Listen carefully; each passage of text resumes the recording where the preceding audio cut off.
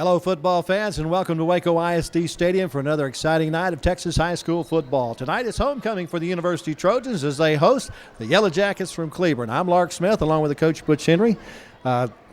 University Trojans lost their district opener last week. Cleburne has not played a district game yet, so somebody needs to get their first district win tonight. Yeah, they do, and I know that Rodney Smith disappointed last week. His team had a lot of turnovers and penalties, and Burleson's a good football team, but one of these teams will leave here tonight with a district win.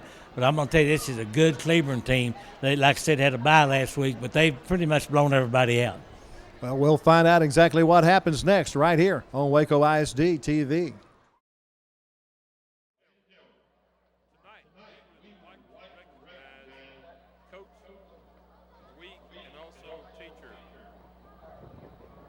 Tonight we'd like to recognize Coach Tyler Massey as University High School's Coach of the Week.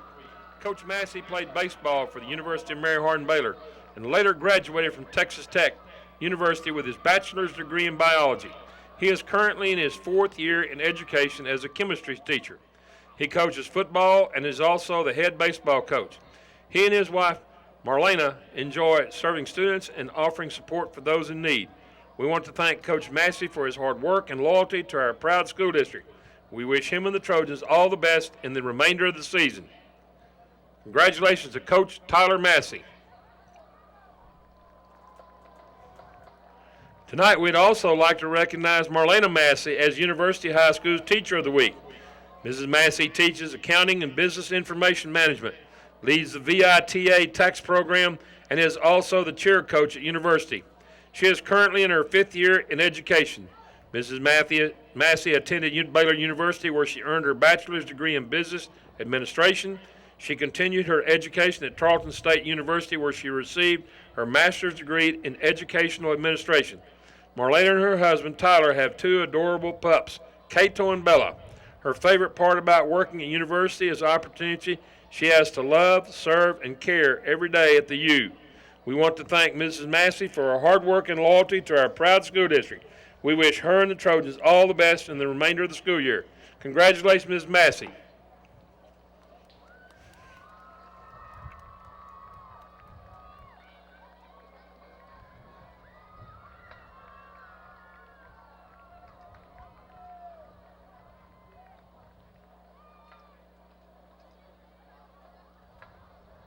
Traveling and being at her grandmother's house. Kaylin plans to attend Our Lady of the Lakes University to play softball and to study speech pathology. Kaylin Estrada. Our first King nominee is David Crane. David is escorted by his mother, Michelle Gaines. David is the chairman of the robotics team, a member of FBLA, president of Peer Mediators, and assists with the University High School Tax Preparation Program. In the community, he participates in Police Explorers and is the assistant coach of the First Lego League. David enjoys spending time with friends and working with peers. David plans to attend Michigan State University and study law enforcement and business. David Crane. Our second Queen nominee is Jolissa Lewis. Jolissa is escorted by her parents, Mandy Mann and Joe Lewis. At school, Jolissa is a member of the varsity volleyball team, a member of the National Honor Society, attends GUACA, and is an academic achiever. In the community, Jolissa volunteers with Race for the Cure and Shepherd's Heart. She enjoys playing volleyball and spending time with family and friends. Jolissa plans to attend college after high school graduation to pursue a nursing career. Jolissa Lewis. Our second King nominee is Kevin Ibarra. Kevin is escorted by his brothers Edward Ibarra and Christian Ibarra. Kevin is a member of the varsity baseball team and participates in all senior class fundraisers. He enjoys spending time with his family. After high school graduation, Kevin plans to attend college. Kevin Ibarra. Our third Queen nominee is Carolina Perez. Carolina is escorted by her mother, Magdalena Perez, and friend Evelyn Galvan. Carolina is the 2020 class secretary and participates in all senior class fundraisers. In the community, she volunteers at Feast for Sharing, Yes Expo, Family Fun Fest, and the College Fair. Carolina enjoys spending time with her family and friends. She plans to attend Texas Wesleyan University after graduation and study pre-law. Carolina Perez. Our third King nominee is Michael Lambert Jr. Michael is escorted by his parents, Kendra McClendon and Michael Lambert Sr. Michael's school activities include football, track, stagecraft, and audio and video tech. In the community, Michael assists at Baylor sporting events. He enjoys Wingstop, playing video games, and spending time with his family. Michael plans to attend college after high school graduation. Michael Lambert Jr. Our fourth Queen nominee is Victoria Perez. Victoria is escorted by her parents, Lucia Ibarra and Roy Perez, and her brother, Alex Perez. Victoria is a manager for the cross-country team. In the community, she participates in all senior class fundraising activities. Victoria enjoys spending time with her family and friends. After high school, Victoria plans to attend Sam Houston State University and study criminal justice. Victoria Perez. Our fourth King nominee is Jeremiah Stroupe. Jeremiah is escorted by his mother, Latrice Stroupe, and his sister, Mackenzie Stroupe. His school activities include football, business, FBLA, and working in the Campus Educators Credit Union. Jeremiah's favorite things to do are working out, making music, and promoting his clothing brand. After high school, Jeremiah plans to attend college. Jeremiah Stroupe. Crowning the King and Queen tonight are University High School's 2018 Homecoming King and Queen Andrew Gomez and Elena Tate. Presenting the King and Queen with sashes and the Queen with her bouquet is University High School Principal Dr. Ricky Edison, Senior Cohort Principal Demetrius Ellis, and Senior Class Sponsors Sarah Tipton and Anand Saloker. And now, the moment we have all been waiting for. Your 2019 University High School Homecoming King is Jeremiah Stroupe.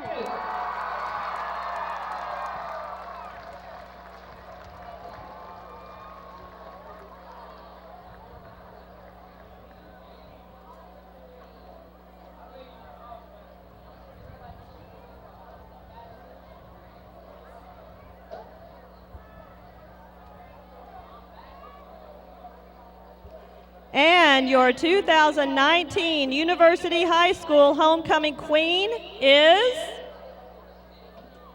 Jolissa Lewis.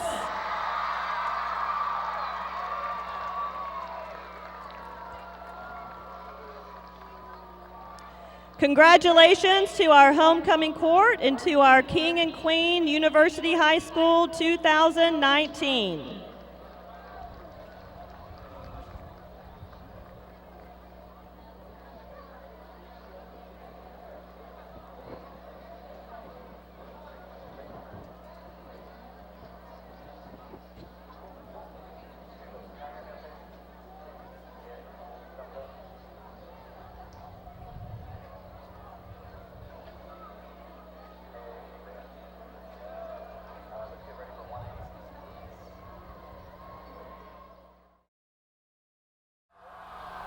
Welcome back to Waco ISD Stadium. The University Trojans have gathered in their run-through along with the Pee Wee football team that's going to join them on the field. The Cleburne Yellowjackets, meanwhile, gathering behind a sign on the northeast corner of the stadium as they get ready to take on each other here in the first game of district play for the Cleburne Yellowjackets. They got the bye in the first week of district while University was on the road at Burleson last week.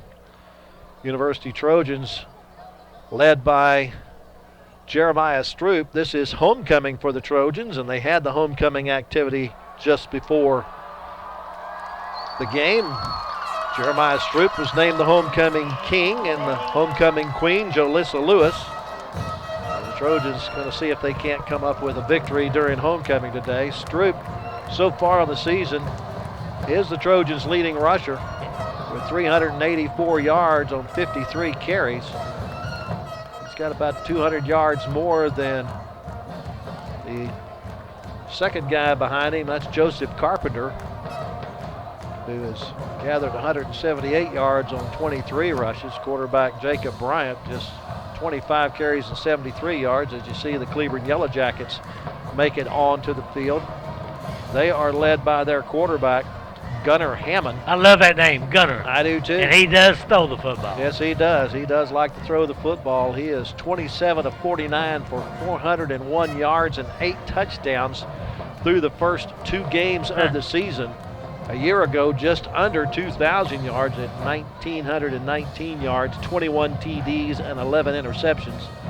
High school quarterback, anyone that can throw more touchdowns than interceptions, that's a pretty good deal. You bet. It's a very good deal, and looking forward to watching him play because I understand they run a spread attack, so we'll see a lot of passing tonight, I would imagine. I do imagine so. When they do run the football, most likely you will see it in the hands of number 5, Cleo Chandler. Chandler, last outing against Chisholm Trail, had 261 yards on 27 carries to give him 331 yards in just 2 ball games. So the University Trojans are going to have to stop what appears to be a balanced offense for the Cleburne Yellowjackets. Meanwhile, the University Trojans definitely rely on number 1 in the backfield, Jeremiah Stroupe.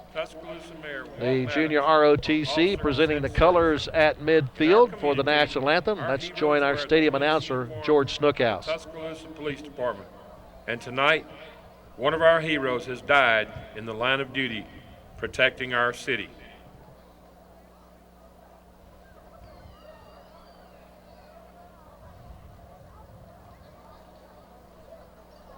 God bless the Cassette family.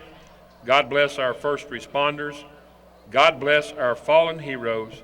And God bless America. We'd like to ask that both teams and fans face the colors on the field and remain standing during the recessional as the colors are on the field. Ladies and gentlemen, the national anthem played by the University High School Band under the direction of Mr. Archie Hatton IV.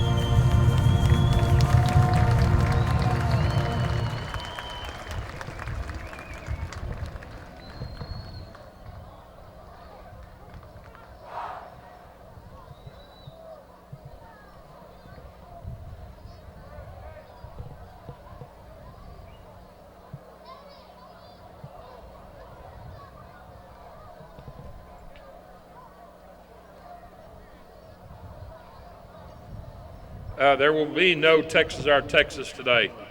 At this time, the colors will be removed from the field. Please remain standing.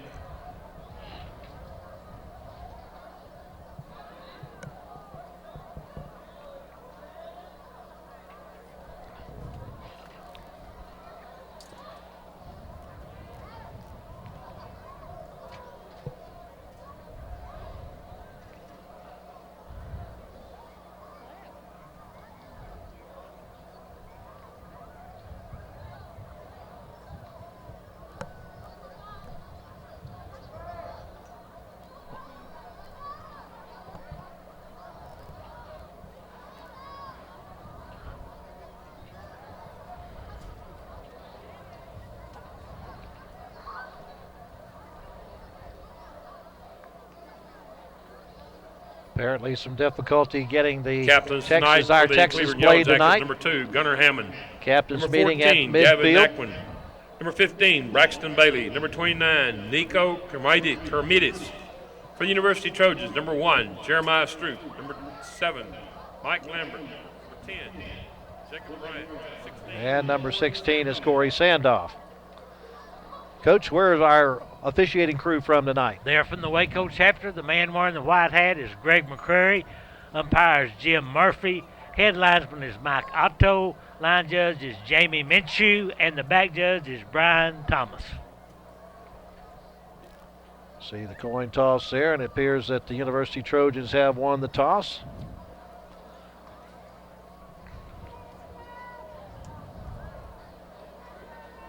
And the Cleburne Yellowjackets want the wind here in the first quarter of play. Going pretty good, too, isn't it, Laura? Yeah, we got a little bit of a breeze out of the south end, a clear sky. 88 degrees at game time. Casey Walraven is the head coach of the Cleburne Yellowjackets. This is his third season in Cleburne. He had some tremendous success at Grandview before moving to Cleburne, and he's trying to get this team to look a lot like that Grandview Zebra team he had. He had a pretty good quarterback at Grandview. Yeah, a kid named Zach Smith. Yeah, wasn't bad. He's up in Tulsa now. Wasn't bad. Yeah, he started out at Baylor, but transferred up to Tulsa. I think the wind will certainly be a factor. Probably the windiest night we've had so far this year. Let's put it that way. Well, we have had windier than tonight, but not this year. No, not this year. Yeah. But we still hadn't had any what I'd call football weather yet either. No. No, that's waiting until actual fall gets here. Fall's here, isn't it? No, When does it come? next week. Next week? What day?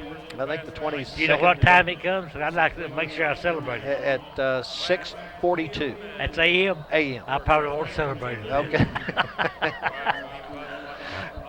Trojans are going to get the ball first. Corey Sandoff going back, along with number 4, Ricky Walker.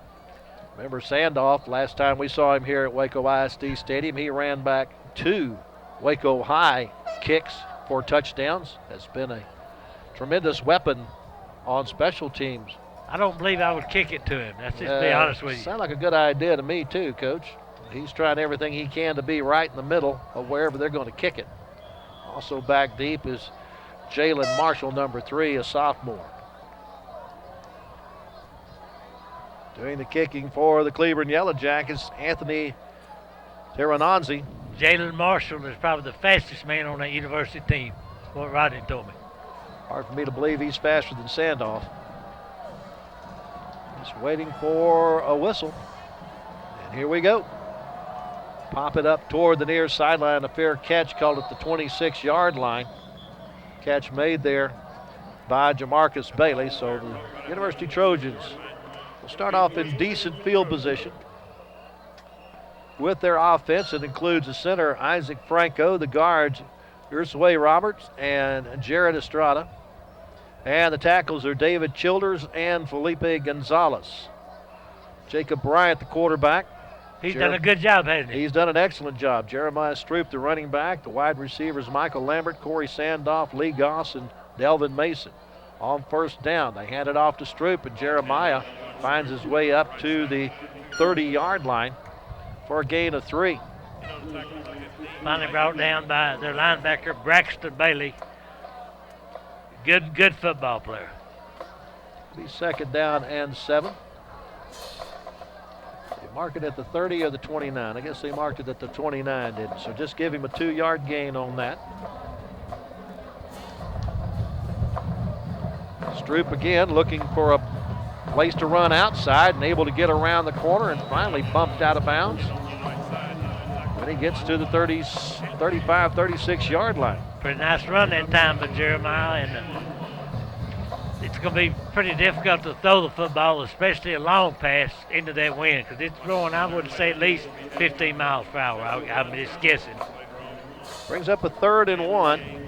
Going up against the defensive line of Jose Chavez, Wesley Free, and Jackson Bigham.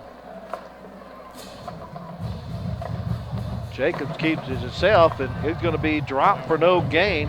Getting there quickly to bring him down is number 15, one of the captains, Braxton Bailey. Yeah, he made 2 tackles on those 3 plays, so he's everywhere. So does bring up a punting situation. I assume that Isaac Ramos will be the kicker. Maybe, maybe not. Well, we've seen Jacob Bryant do some punting before for the Trojans, and he's back. Back to receive the punt. And you get a snap here. Isaac Cunningham looking for the return. Get a good snap off, and Bryant gets a good foot into it. A sidewinder coming toward the near sideline. Go out of bounds somewhere between the 30 and 35-yard line. Right at the 35-yard line. In Cleburne territory. So, with the wind at his back, we'll get a first look of Gunnar Hamden, the quarterback, only a junior, but he can throw the football, and they have a fine running back, Cleo Chandler. And when they do throw it, they like to go to the number 8, Isaac Cunningham. He is their primary target.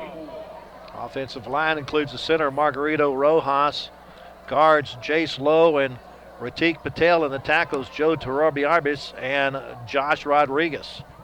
1st and 10 from the 35. Hammond decides to change the play now, or maybe it's the offensive brain trust on the far side that decided they needed to do something different. Eric Steck, who's normally a wide receiver, is in at a tight end, and now a timeout called as they can't seem to get the proper play call. We don't see that happen very often, because they usually script the first 10 to 12 plays, and you'd think that's what they would have run. But evidently they had a little confusion, looked like, so they had to burn a timeout early. Got a feeling Casey Walraven was looking through his bag of tricks for maybe a trick play to start with. I don't know. His offense just didn't line it up right. We're about to find out. They may go for the juggler on this first play with that wind behind old Gunner. He's got wide receivers Gavin Naquin, Eric Stack, Isaac Cunningham, as Coach mentioned, and Tyler Chumley to pick up.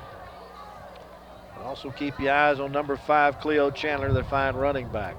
Defensive line for the University Trojans, Raul Zapata, Nathan Oliveras, Jonathan Morales, and Ray Gia. The linebackers are Gerald Akers and Garrett Fitcher, along with Quavion Mitchell.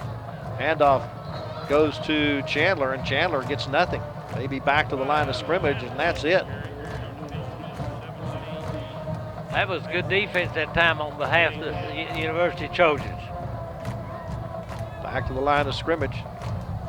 Cornerbacks for the Trojans, Caleb Russell and Gabe Russell, and the safeties are Jamarius Russell and Darius Lewis. 2nd and 10. Once again, it's Chandler with the football, and this time he'll punch it forward for about a 3-yard gain to the 38. Nice tackle by Sebastian Evans that time. The best athlete on this Cleburne team was number 14. His name is Gavin Naquin. Now they send 2 receivers to each side. Pass is complete across the middle to Steck, the tight end, and Steck's going to take it to the house. 62 yards on the pitch and catch from Hammond to Steck, and Cleburne's on the board on their first possession, just 3 plays deep. What they did, they split out 2 men to the right, 2 to the left, and the University had to go with those guys. That left the middle wide open, and they hit the tight end. Here you look at it right there. wide open, going in for the 6 points. On to try to tack on the extra point, then Anthony Taranis. And he'll miss it. So with 9 minutes and 2 seconds left to go in the first quarter, Cleburne has drawn first blood up 6-0 on the Trojans. University's going to have to make some adjustments when they split those 2 men out to the right and then 2 more to the left. That leaves the middle open. They're going to have to do some type of adjusting, and we'll see that play again, I promise you. Well, it only took them 1 minute and 3 seconds to go the 65 yards in 3 plays.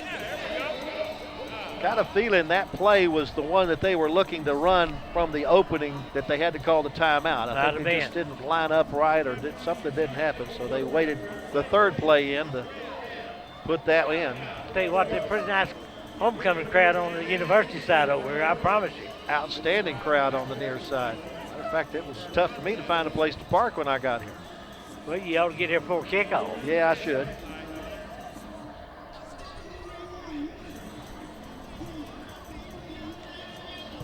You know, one time when you get a certain age, you start forgetting things like shirts and computers. Yeah, shirts and computers, just things that you might need at a football game. I don't need them. Tank needs them. He don't need your shirt. Oh, that's true. I guess not. But he does need the computer.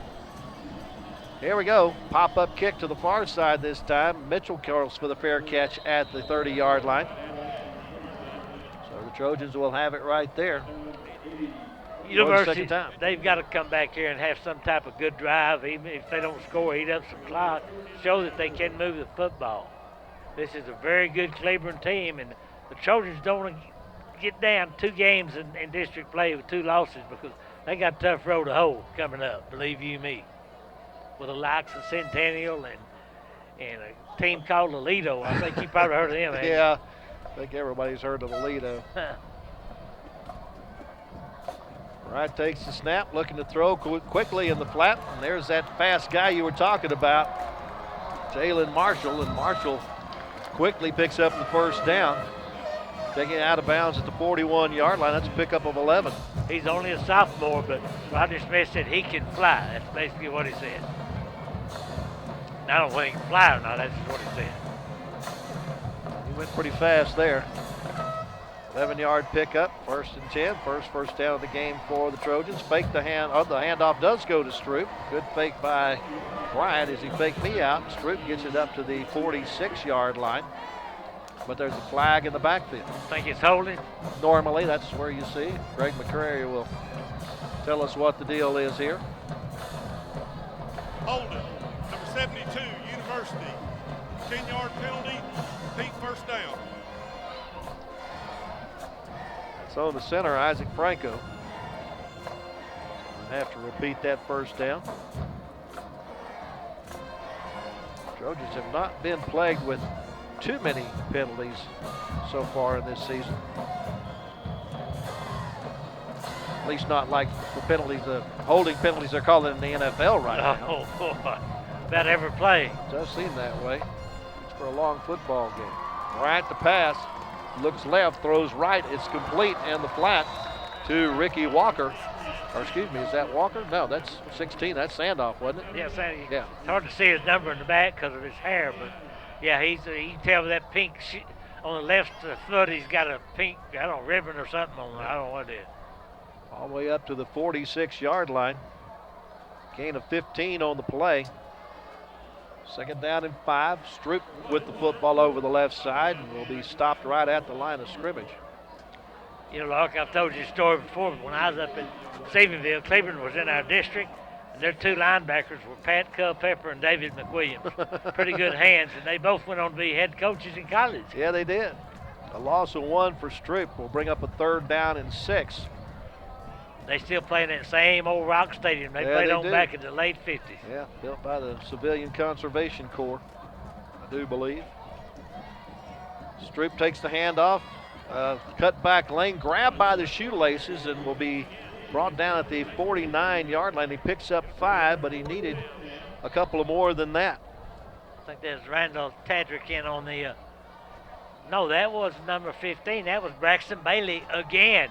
If he hadn't tripped him up, he'd have made a first down. So they're considering going for this? It appears so. On their own side, not unless they're looking to maybe try to draw Cleburne off. Here we go. Pump fake down the sideline, and it's good and complete to Corey Sandoff into the Yellow Jacket territory all the way down to the 25-yard line.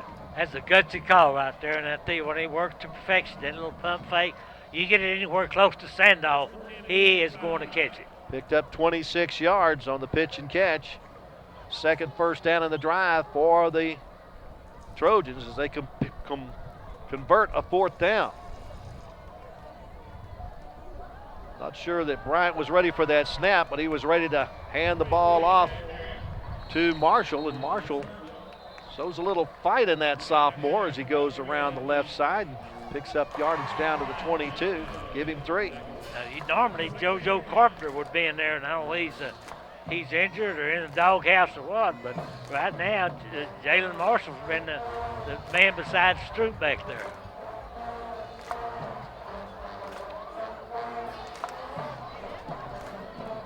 On second down, Stroupe with the football. Good determined run, gets him down to the 16-yard line. Pick up a 6 on that one. Brings up a 3rd and short. You see Jeremiah Stroupe right there, just ducking his head, keeps those feet moving, picked up good yardage. 8th play of the drive that started back at the University 30. Now they have Delvin Mason in the backfield. Snap gets away from Bryant, and Bryant's able to get on it. I don't think Bryant was quite ready for the snap. He was surprised by a snap just moments ago. That's going to bring up the 4th down. All the way back at the 25-yard line. It's going to be 4th and 10. You saw there Bryant wasn't even looking. He was looking off to the side. They had a 3rd and short. Now you got a 4th and long. That's not good. So I guess I'd be looking for old Sandoff here again, wouldn't you? I would too. Loss of 9 on that play. Unfortunately goes on the ledger of the quarterback, Jacob Bryant. Sandoff, the receiver at the bottom of your screen. Bryant gets a good snap back. Pump fake going to Sandoff in the corner. He's got him for a touchdown. Good play call, Coach. It was a good play call to them, and I tell you, Sandoff just beat the secondary, no question about it. He ran a good route that time. You know, Jacob threaded the needle. Look at it one more time. Here it is. Touchdown, Corey Sandoff. What a good young player that he is. I say young player. He's not a young player. He's a senior, but he's a good football player.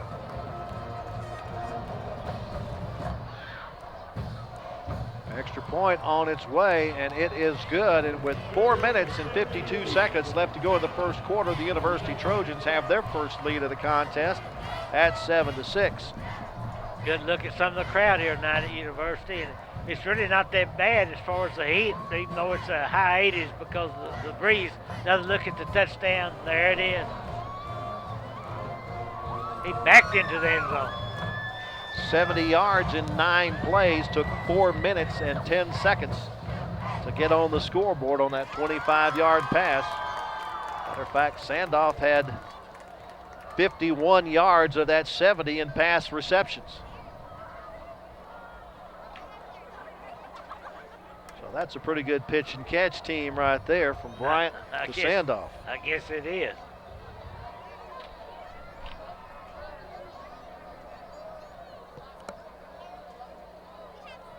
So we'll see now if the University defense can corral old Gunnar Hammond and the Yellow Jackets. They've only run 3 plays so far, but got into the end zone quickly. Their drive went 65 yards in those 3 plays.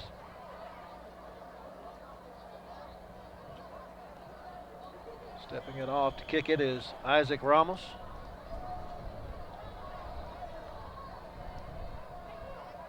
Back deep for the Yellow Jackets, Cordell Brown and Isaac Cunningham. Most likely it's coming to one of these up guys. We'll see. kicked to an empty area and picked up at the 8-yard line, fumbled there, and now finally picked up. Isaac Cunningham looking for some running room. Will carry a couple of Trojans with him up inside the 20-yard line. They're about 73 yards away. Look at it right here. Had no trouble picking it up. He's finally, Jalen Jones made the initial hit on him. So here we go. We'll see if Coach Wall-Laven's going to consider to let Gunner air it out, because you know what? They had a good scheme last time, and they put the two receivers out to each side. I think it confused the Trojans a little bit. From the 23, 87 yards away. Gunnar Hammond has 2 running backs in the backfield, hands it off to Chandler, who follows Steck's block up the middle, and Quavion Mitchell grabs him around the hips and brings him down after about a 4-yard pickup. That won't be the last time we call out Quavion Mitchell's name, I promise you that. Quickly back to the line of scrimmage after a gain of 4 on that play. Pass in the flat, that's more of a backward pass than anything else. The University had it smelled out, but getting out of jail is Gavin Naquin. Naquin makes a first down out of it. I told you he's the best athlete on that team. You see right there, he's very, very elusive. University had him stopped for about a 2-yard loss. You'll see right there, he got away from that tackle. How he got through those 2 guys, I'll never know. He fumbles, but Cleburne recovers. He picked up 9 yards out to the 36-yard line and a first down. Naquin now comes to the near side in the slot. University starts to jump offside, but able to get back.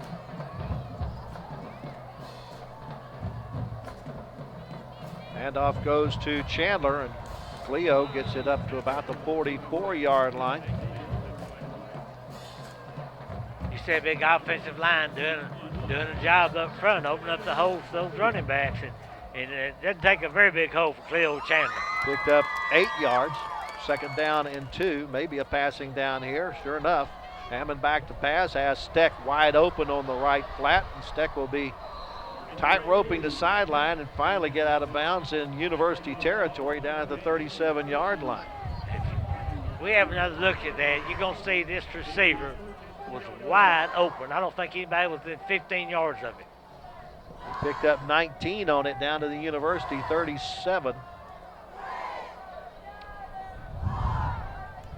Second first down in this drive that started back at the 23. Good job of filling the hole there by Dalvin Mason to bring down Chandler.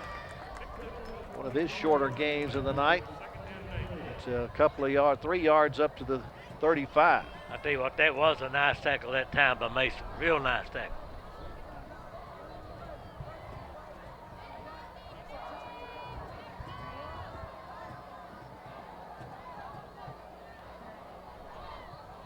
On the inside pass, the shovel pass to Chandler. Chandler's going to take it into the end zone from 35 yards out and give Cleburne the lead again at 12-7 with the try for point to come. That's a pretty slick play there, Coach. That's a real slick play. It was actually he went right up Main Street with that. I don't think the University see the little right there, little pitch to him up front, and right there it says Katie bar the door. He's off to the races.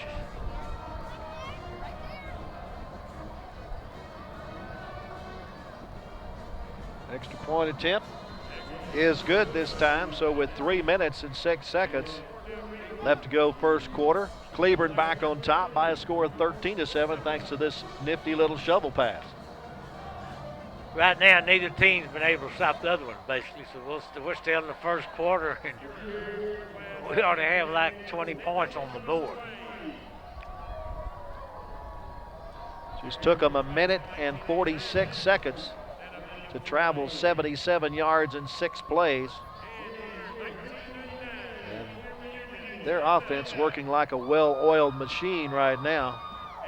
They've only run 9 plays and has 2 touchdowns and 143 yards to show for it. That little girl's as cute as a speckle puppy. Look at her. Mm-hmm. She's having a good time tonight. Everybody's having a good time tonight. Like I hate to keep harping on this, but it is an outstanding crowd on this University side. I promise you. one of the better ones I've seen. Good to see the big crowd on homecoming. Notice Jerry down on the sideline talking with center Isaac Franco. Hopefully, oh, he got something in his eye or University what? center is not injured. Yeah, I think maybe he's got a finger problem. Pop-up kick going to come down at the 20-yard line. There's that Marshall character again, and he gets it up to the 35-yard line. I'm sorry, that was Ricky Walker this time, not Marshall. I will say that the University had good success throwing the football, the send-off so far, even against that breeze. So we'll see what they do here. Put the ball down at the 36-yard line. Jacob Bryant has a couple of running backs in the backfield with him now. They're still going to hand it off to Stroupe, and Jeremiah trying to turn the corner. Stays on his feet when he's hit and finally bumped out of bounds after about a 2-yard pickup. You know, any team that plays University, you'll take another look at Jeremiah there. He's going to kill him with Jeremiah Stroupe. But they used to kill Earl Campbell, too. You got to stop it. He still got his yards, didn't he? Yep. Send 3 receivers to the right. Lone receiver at the top of your screen is Mike Lambert. Quick pitch out, the flat is incomplete. That was intended for Jalen Marshall on the wide receiver screen, but that was a forward pass and it's incomplete. That was nearly disastrous. Hey, I'm looking for Corey Sandoff here. That's who I'm looking for. Any third down when you need a 10 yards or more, that's the guy to go to. That's the first incompletion for Bryant on the night. Sandoff, the receiver at the bottom of your screen. Bryant looking across the middle, though, and has his man into Yellow Jacket territory. Making the catch for the Trojans is Ruben Arachica, a junior wide receiver. That's his first reception of the year, I believe. There's a good look at it. I wonder if that's Emilio's brother. But I have to guess it is. They're all the way down to the Cleburne 40. I tell you what, Jacob Bryan is throwing the ball as well tonight as I've seen him throw it. Picked up 22 on the play. And the Cleburne territory for the second time tonight. Stroupe with the football, has a cutback lane and an opening, goes to the sideline to pick up a block. Great job of following his blocks to get it inside the 15-yard line where he's knocked out of bounds. Outstanding run by Jeremiah Stroupe. He hit the nail on the head, Lark. He did a great job following his block. Started off to the right, cut back against the grain. Now right here, you watch this. He turned the jet zone, picked up good yardage. Got a flag, though, Coach, back at the 28. They're going to call holding on that block over there. Number 7, University. Wow. 10 yards from the spot of the foul. Repeat, first down. Well, he at least got 12 yards on the play. That's the kind of things that just kills the drive right there. Yep. But there's going to be first down and 12 now. They move it back to the 38. Actually, it's going to be first down and 8. There we go. Bryant on the keeper. He is just flat hammered when he gets to the 40-yard line. Outstanding job defensively by Jose Chavez, the defensive end. You know, that's twice that they've tried to run that quarterback sweep with Bryant. It has not made the yard either time. Lost 2 yards that time. Brings up second down and 10 now at the 40. That's a shame. What a beautiful run by Stroupe, but called back because of hold. I kind of thought that was a good block myself, but I'm not down there. Bryant takes the snap, hands it off to Jeremiah. Big hole up the middle for Stroupe. Gets it down to the 30 and very close to the first down. That's maybe one of those measurements. No, I think he made it. Yeah. They're going to give it to him. 10-yard pickup for Jeremiah. Third first down in this drive for the Trojans. Another look at it. Very determined run by Stroupe. Fine running back. Clock running down here in the first quarter. 1:10 left to go. Cleburne on top, 13-7. Trojans trying to recapture the lead.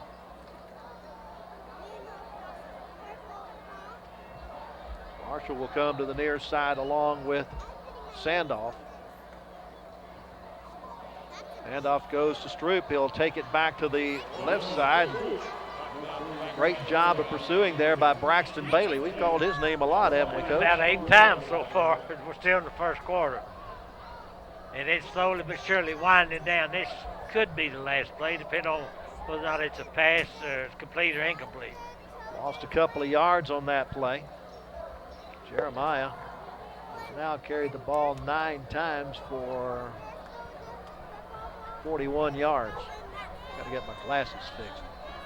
Pass in the flat, complete to Marshall, and he's off to the races. Gets it inside the 30, down to about the 26. Pick up a 6 on the play and bring up a 3rd down and 6. There's Marshall right there. You see his speed. And I know, you know, they don't list the weights here, but he's not big as a New York Minute. He is really, really fast. And that will be the final play of our first quarter as Ladies and the gentlemen, Trojans please turn trail your Cleburne by a attention to the score video 13-7. board Now let's join Waco our Independent School District Athletic stadium Department announcer, honors the service George of Mr. Snookhouse. Larry Perez. Larry was a 1969 graduate of Waco High School, where he played baseball for the Tigers. After graduation, for the next 7 years, Larry served his country as part of the Army's 25th Infantry, 2 of which were spent in Vietnam. Upon leaving the Army, Larry returned home and continued his schooling at 4C Business College, where he attained an associate degree in accounting. He later studied real estate at MCC. In 1982, Larry went to work for the United States Postal Service, where he spent 23 years as a letter carrier. In 2002, Mr. Perez was elected to serve on the Waco ISD Board of Trustees, a seat he held for the next 17 years. Dr. Hazel Rowe, interim superintendent, said, "Larry has been a powerful voice for students and their families, not just students in South Waco, but all of our students. Larry has been a leader committed to the continued success of the Waco ISD community. His support of Waco ISD athletics over the years is greatly appreciated. Please join the athletic department in honoring our newest lifetime athletic honor roll inductee, Mr. Larry Perez. Congratulations, and give him a hand." Well deserved. Thank you honor. again, Mr. Perez, for your service. Played a little semi-pro baseball with Larry about 30 years ago. Pretty fair second baseman. He was on that school board for a long time. He hung it up this year he hung it up, yeah. He and Pat Atkins both, within about 2 weeks of each other. Certainly appreciate his service to the school district. All right, start of the second quarter. Trojans knocking at the door, 26 yards away, facing a 3rd down and 6. Bryant looking to pass, now flushed from the pocket, now throws for the end zone, and it's incomplete. Tried to get that one to Elvin Mason, but a little short. Going the wrong way to make a long throw. Bryant was under big time duress that time by who else but Braxton Bailey. Plus he was rolling to his left. It's really hard to throw the football like that. So I'm sure they're going for this. It's 4th down, but they're in 4 down territory. Be the 10th play of the drive. They do have one 4th down conversion. That was a touchdown pass to Corey Sandoff. He's the lone receiver at the top of your screen. They look left. Now Bryant's flushed. Now throws across the middle, and it is incomplete.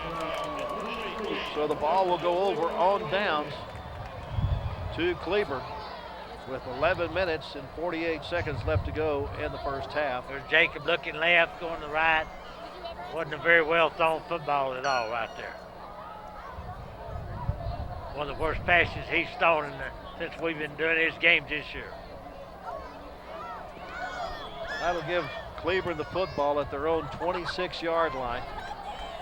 With a lead of 13-7, they grabbed a 6-0 lead on their first possession of the contest, but the Trojans answered back to take the lead 7-6. But then the last time Cleburne touched the football, they went 77 yards in 6 plays, so they've scored on every drive so far. First handoff, though, on this drive goes to Cleo Chandler, and he'll find no gain whatsoever, maybe loses a yard back to the 25. You also find Quavion Mitchell again in on the tackle.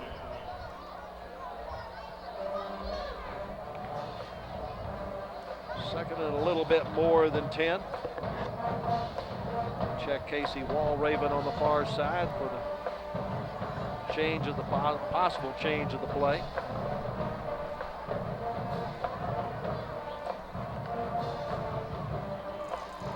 Hammond steps up in the pocket and has it complete out across the 35, and fighting for additional yardage is Tyler Chumley, the junior wide receiver, his first catch of the night. He'll pick up the first down all the way out at the 39-yard line and pick up a 14. Nice tackle by Sebastian Evans that time for the Trojans. Again, pass in the flat. This one completed to Gabriel Griggs, and Griggs will get down the field for what looks like a touchdown, but it's going to come back as there's 2 flags back at midfield. A couple officials saw the same infraction right in front of the University bench. Blocking the back, I assume. I don't know that. Let's see, maybe right there. That's where they throw the flag. Yep. Holding, number 8, Cleburne. 10 yards from the spot of the foul. Repeat, first down.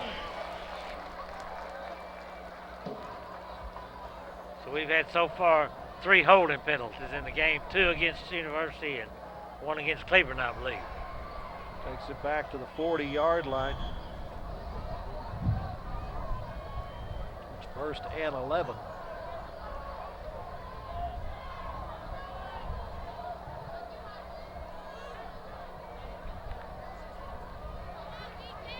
Off to Chandler, and he's corralled and not letting him loose, grabbing a hold of his shoestrings is the Trojans' Garrett Fincher. Garrett Fincher is white chocolate. He's played well all year. No gain on the play. Second down at the Cleburne 40. Hammond looking to pass, has plenty of time now, flush from the pocket, being chased to the sideline. Finally knocked out somewhere around the 44-yard line. Knocked out by Gerald Akers that time. You see right there, Gunner looking around, can't find anybody. Decides to run, and here comes Brother Akers taking care of him. Picked up 4 yards on his first carry of the night. Faces a third down and 5. Looking for it through the air. His receiver's all covered. Now he flings one deep downfield, and it is in and out of the hands of his intended target, Gavin Naquin. Pretty good coverage there by the University secondary. Yeah, that was Jamarius Bailey that time. That was really good coverage. You'll see number 11 from University, Bailey, come in, knock the ball away right there. That's the first incompletion for Gunnar Hammond. He's 6 of 7 for 148 yards and 2 touchdowns here in the first half, and we still got just under 10 minutes left to go in the second quarter. Doesn't look like they're punting, Coach. I bet they do. Maybe we're going to try to draw them all sides or shift into punt formation. Going to call their second time out of the night. I don't think Coach Walton will even roll the dice this early in the football game, especially with that field position. Do you? Yeah, and he's also going into the wind. That's a little bit shaky ground there. You see some of the Trojans together around the coaching staff. A lot of these young men used to play for University. You remember Mario Crane? Yeah, Mario. Of course, you got Carl Lloyd Jr., you got Trey Ridge, Randy Price, a heck of a quarterback. And they didn't play for University. You got the Price boys, Tom and Sam, still out there coaching. They've been coaching in Waco ISD for a long time. Long time. Were they on Johnny's staff at Waco High many years ago? Got the flex cam going on the stadium scoreboard here. Now we get to see the flex cam from the University Trojans. Yeah. All right, Yellowjackets back on the field. They are going for it, I believe. Yeah, facing a 4th and 6 here, and sure enough, Hammond's back to pass, looking to set up the screen pass, and it's set up quite well. They'll have the first down and more as Cleo Chandler will tightrope the sideline and finally go out of bounds. They're going to mark him out at the 27 in University territory. That was a good call. You knew it was a screen pass for 2 of the defenders for University. got the backfield awful quick because they weren't blocked. 43 yards on the pass to Cleo Chandler. Picks up the first down. Quickly they're back at it as Chandler has the football and gets it up to the 20 for about a 7-yard pickup. Brought down again by who? Garrett Fichter.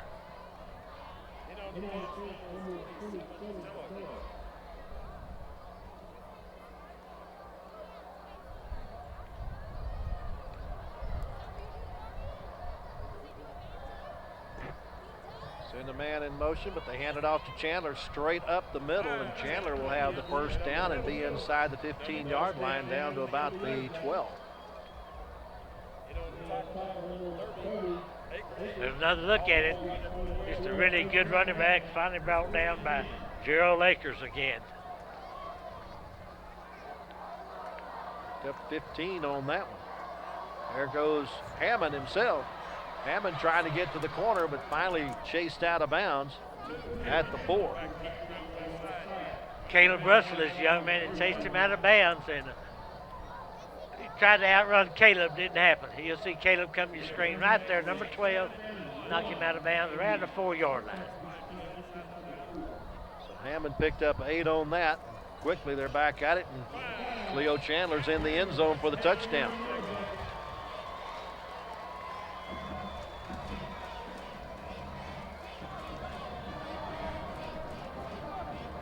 So 3 times the Yellow Jackets have had the football, and 3 times they've stuck it in the end zone. No doubt about that one, so they're going for the 20th point tonight.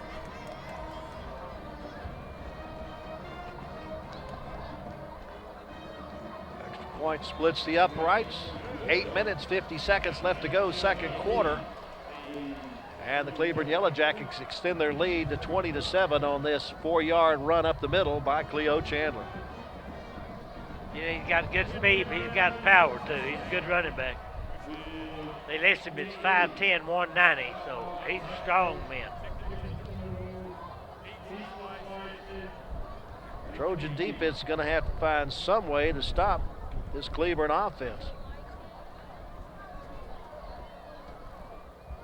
Remember, coming up at halftime, we'll have the performance by the University High School band and the highlighters. They put on a good show under Archie Haddon IV.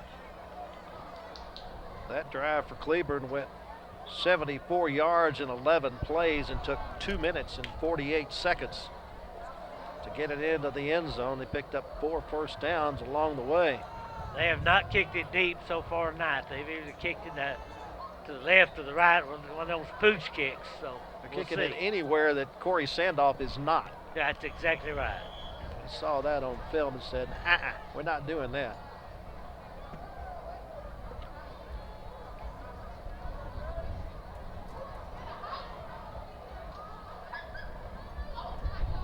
Ornez, the kicker, waits for the signal. He's got it, and he pops it up toward the far side. Let's take a bounce and received by Carpenter, and then Carpenter is hit immediately as he had to wait for the bounce to come down. That was pretty dangerous. Yeah, very dangerous. That was a good kick. He kind of kicked it in no man's land that time, and it took a big old hop. And like I said, Carpenter hung on to it. So we'll see if the Trojans get something going offensively here. From the 24-yard line in University territory. Trojans so far have run 22 plays for 136 yards. 41 yards for Jeremiah Stroupe so far running the football. Bryant looking to pass, and his pass over the middle is a little short. I don't know if Sandoff was late getting there or if he was just a little bit short of his tight end, Jalen Delgado. I just think it was just a little bit short, and that's 2 passes in a row that he's just thrown the ball short. And incidentally, I saw Jalen Marshall, the scat back, come off after that last offensive series and over there with trainer Jerry Williams. I don't know whether he'll be back in the game or not. Hand off to Stroupe. Finds a nice hole over the middle. Able to break away from a would-be tackler, still on his feet, and the homecoming king gets it into Yellow Jacket territory. There may be a flag for unnecessary roughness at the end. Yeah, Braden Gunn made the tackle, but you look at here and see if you see where the flag may be. You see Stroupe, little spin move. Here he goes. He's still on his feet. And right here is, I would imagine that may be a unsportsmanlike conduct. After the play, number 44, Cleburne, late hit out of bounds, 15 yards into the run. First down. They get 15 yards on top of the 41 by Stroupe. That puts them in good shape as far as field position. Certainly does. Moves it all the way inside the 20, down to the 19-yard line. Offense looking to answer. Carpenter in the backfield along with Stroupe. Stroupe gets the handoff, going left, gets a block from Carpenter, is headed for the end zone and bounced off his feet when he gets inside the 5. Boy, that was a vicious hit. Yeah, and Jackson Bigham is the young man made the hit, and he's the one that was called for the late hit. So I guess he's trying to make up for lost time there. Good hit. This is where you got to punch it in now. Mark the football at the 2, so 17 yards for Stroupe on that one. First and goal. You wouldn't give it to Stroupe again, would you? I think I would. That would be my choice. He's got it over the left side, and he's into the end zone for the touchdown. So thanks to Stroupe's 41-yard scamper and a late hit out of bounds, University got on the board. Now it's 20-13. They're going for the extra point. As you see, one more look at the touchdown. That was a pretty quick drive of 1 minute and 2 seconds.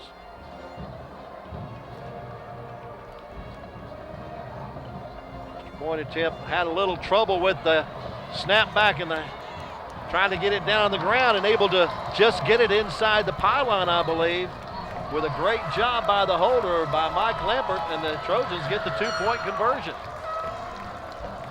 Nice job on the fire play by Mike Lambert to get 2 points out of that. Mike was one of the other nominees for Homecoming King along with Jeremiah Stroupe. There's a look at it, had a little trouble with the snap. Lambert said, I'm just going to see what I can get out of this. And he keeps going right to the pylon right there. Trojans pick up a little extra point there. Now they cut the deficit to 5 points. That's not bad at all. That's keeping it pretty close. Jeremiah Stroupe has carried the ball 12 times now for 101 yards, and we're still in the first half. Boy, he's the workhorse on this football team. There's no doubt about it. Absolutely. And we did not see Jalen Marshall on that last series, so I don't know if he'll be back in the game or not. I'm trying to look for him on the sideline. Hadn't had much luck. As old as I am, I can barely see the sideline. He's number 4 or number 3? 3. Yeah. I see number 4. I don't see number 3 yet.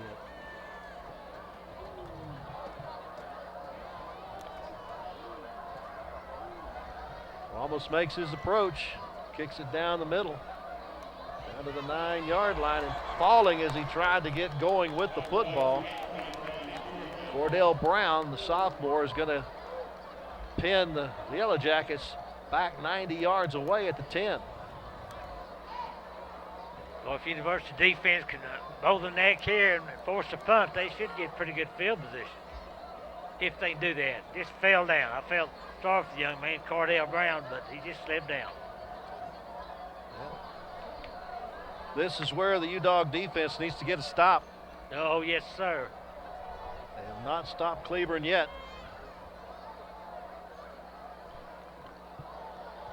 They have scored every time they've touched the ball.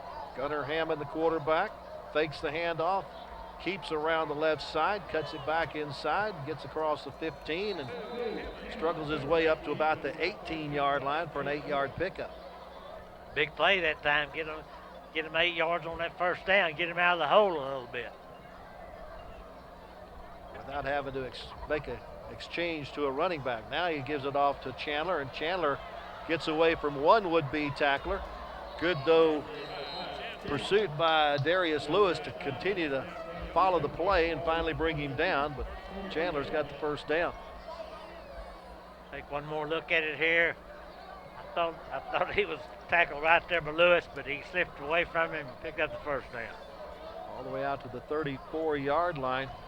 That's 16 yards on that play for Chandler. Chandler with 57 yards now here in the first half. That was his 11th carry. Hammond to pass, and incomplete, intended for Chandler, a little bit behind Chandler. I would say it's a little bit behind him, wouldn't you? Not close enough for him to catch it. No, it wasn't. Just the second incompletion of the night for Hammond. He's 7 of 9 for 191 yards and a couple of TDs. Told you he can fling that football now. Still got Chandler spread out here too. Looking pass now, it's kind of a quarterback draw, gets a block from Steck up the sideline and gets to the first down sticks on the far side of the field. Well, that's twice now that Gunnar Hammond has run the football and made good yardage. Remember, he got 8 yards when they were on their own 10 a while ago, so he just does a good job following his blockers. Got 10 on that one from the 34 to the 44 to pick up the second first down in the drive.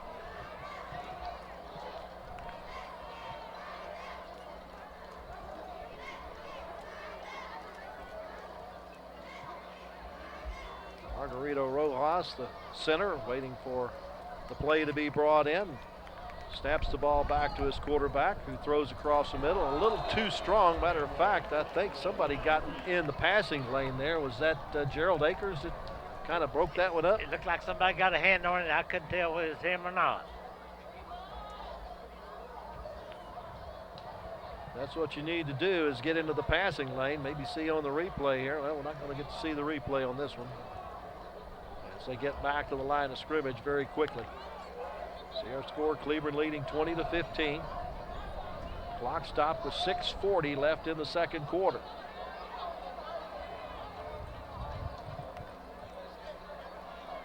Chandler's got a couple of blockers to follow, gets it across the 50-yard line down to the University 40.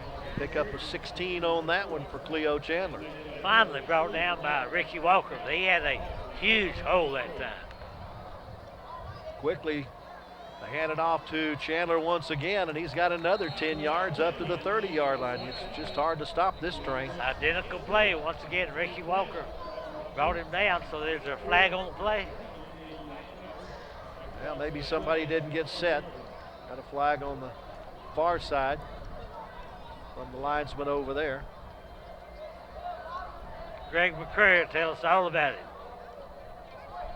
Craig's been doing this for about 40 years, hasn't he? Yeah, at least. Got number 30 on the defense. Oh. Blocking below the waist. 15 yards to the end of the run. First down. Ouch. Blocking below the waist on the defense. On the defense is what they said.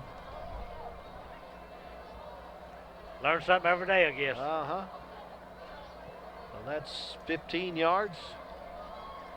It takes it all the way down to the University 16-yard line. Hand off to Chandler, tries to bounce it outside, stays on his feet, and finally bumped out of bounds inside the 5-yard line down to the 2. University has not been able to stop Chandler when he runs on the left side off tackle. He picks up anywhere from 8 to 12 yards every time he carries it. Got 15 on that one. I'd give it to him again off the left side, I believe. Timeout, University. Trojans call their first timeout of the first half. Cleo Chandler now getting close to 100 yards. He's got 98 yards on 14 carries and has already scored once. And highly possible he's about to get into the end zone again. If I was a betting man, I'd say yeah. This will be the 9th play of the drive that started back at the 10-yard line. The Yellowjackets have already rolled up 320 yards of total offense on just 28 snaps. Rodney Smith, I believe, out there talking to Greg McCreary. Probably asking about that blocking below the waist on the defense. Yeah. If I was a guessing man. I didn't know that the defense blocked. I didn't either, but I thought they tackled.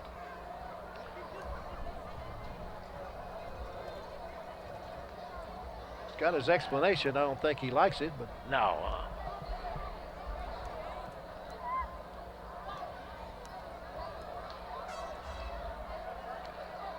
There's a good time out. Their defense is exhausted right now. yeah, they need a little breather. Got to dig in here. Need a goal line stand.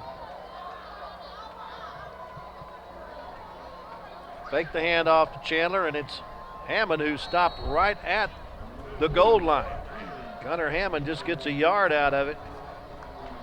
His third carry in this drive. That was a good play. Now they'll just sneak it across, and it'll be Hammond that gets it finally into the end zone for the touchdown on the quarterback sneak.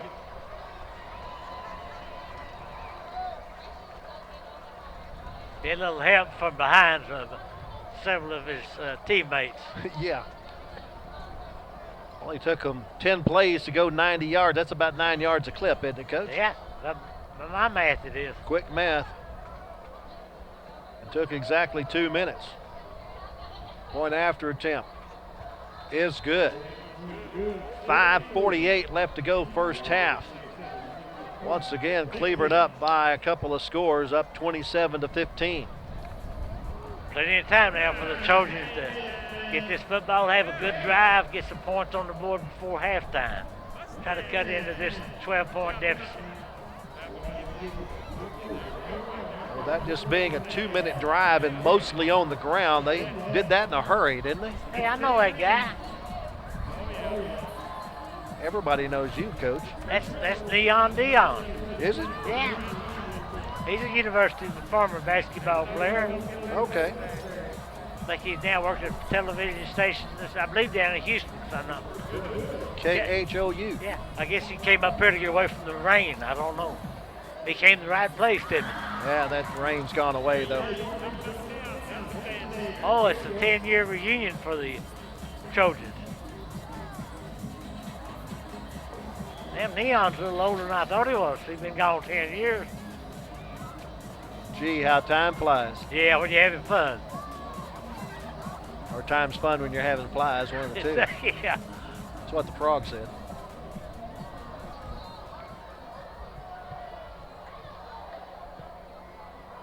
I'm not so sure that Anthony Taranis is going to have a sore toe by the end of the night. Fair catch called for at the 36-yard line and made by University's Garrett Pitcher. White Chocolate made the catch. That was a tough kickoff right there to catch, because it was kind of short and high.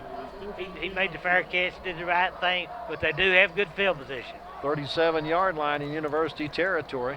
Once again, that offensive line, Isaac Franco, the center, Ursula, Robert, the guards, along with Jared Estrada. Tackles David Childers and Felipe Gonzalez, making holes for Jared Stroupe to run through, and Stroupe is going to be horse-collared tackle, so he gets it up to about the 50, maybe the 48 in Cleburne territory, and he's going to get 15 more for that horse collar. That's exactly what that was, a horse collar, and Stroupe is a fine running back. You saw the horse collar right there, so Greg McCray and his crew will figure this out and tell us exactly what's going on. He got 15 yards on the carry from the 37 down to the 48 in Cleburne territory. Personal foul. Face mask, number 34, Cleburne. 15 yards to the end of the run. First down. Must have got a part of the mask on the way. Evidently, I thought that was going to be a horse collar sure shooting, but it wasn't. We'll see right here. Yep. I didn't see the face mask there, but somewhere along the way, they move it down to the 33-yard line in Cleburne territory. Stroupe has the football, hurdles a would-be tackler, and gets it up to the 30-yard line. A spectacular pickup of 3. Nice tackle that time by Jason Bigham, and you know what's nice about it? He helped Stroupe up after he tackled him. That's good sportsmanship. Stroupe up to 119 yards now.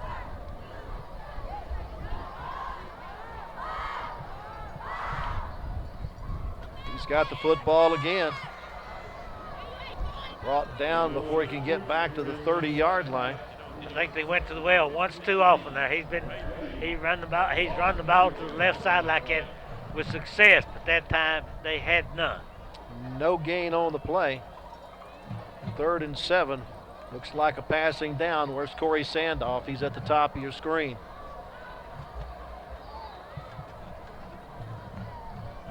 Bryant has underthrown his receiver the last few times. Not going to underthrow Sandoff this time as he is fighting for the ball in the end zone along with Anthony Chanta, and Chanta is able to knock it away. They were going for the gusto on that one, but I said Bryant threw the ball well. It's just as good coverage that time by the Cleburne secondary on Sandoff. So it's 4th down. I don't remember maybe the Trojans have punted once tonight.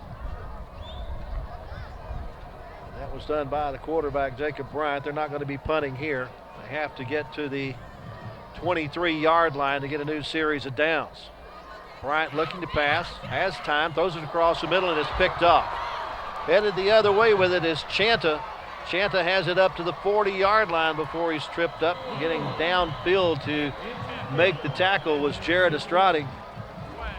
But the first turnover of the game goes to the Cleburne Yellowjackets. So I think this was on a tip pass. Yeah, it's tipped there, and then Chanta's able to come up with it. Also a flag on the play around the 30-yard line. I believe that's a flag down there.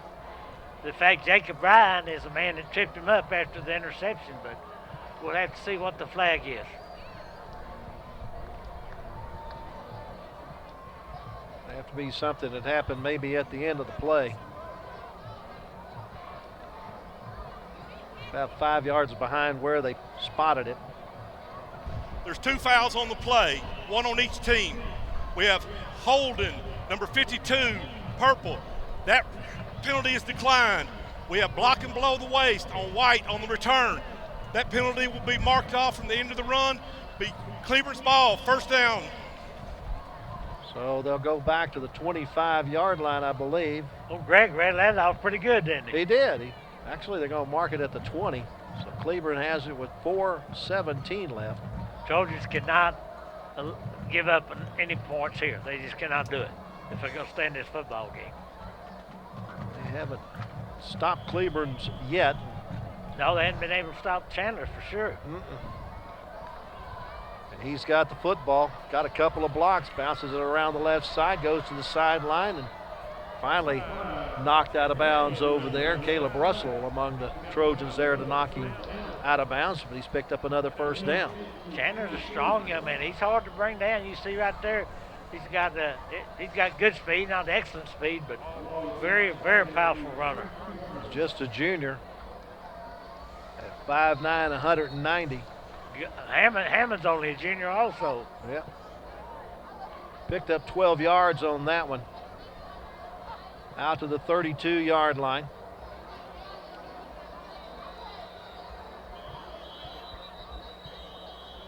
Now University's asked for a timeout. Their 2nd of the half. Timeout, University. 2nd timeout of the half. Just 4 minutes and 10 seconds left in the 2nd quarter. And Cleburne holds on to a 27-15 lead. They grabbed the lead on their first possession of the contest after University went 4 and out with their first possession. Cleburne able to move the football smartly down the field, 65 yards in 3 plays, scoring on a 68-yard touchdown pass. University answered that touchdown with a 9-play, 70-yard drive and scored on a 25-yard pass to Corey Sandoff. Cleburne recaptured the lead at 13-7 thanks to a shovel pass to Cleo Chandler that went 35 yards.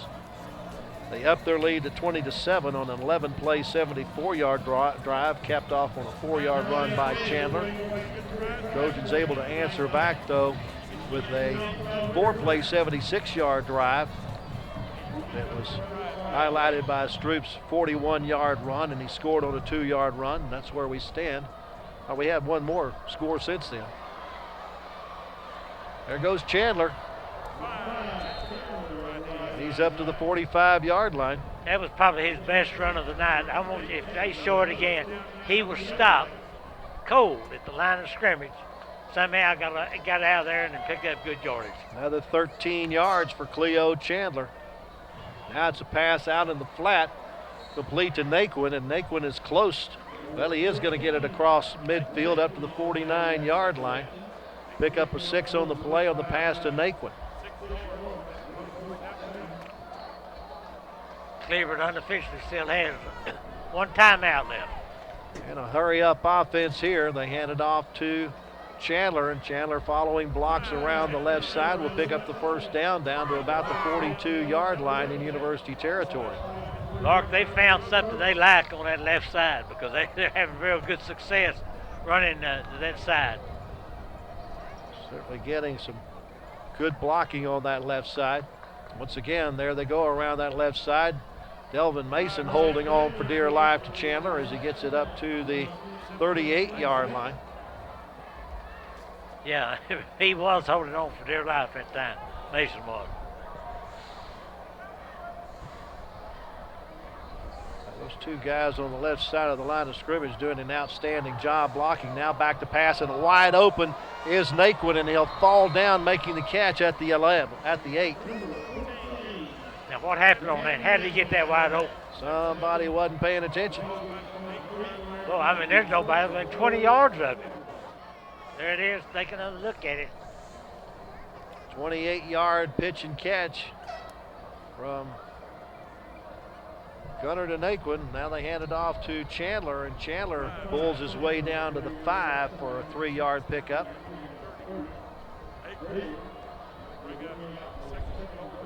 Second down and goal. 8th play of this drive that started back at the 20. Legal procedure going to be called against Cleburne. Make it second down and goal from the 10. Drew University player offside, but I think it's against Cleburne. I don't know. Yeah, maybe it's offset. We'll Ball see. start. Number 8, Yep. Cleburne. 5 yards, second down. Isaac Cunningham made a move on the near sideline.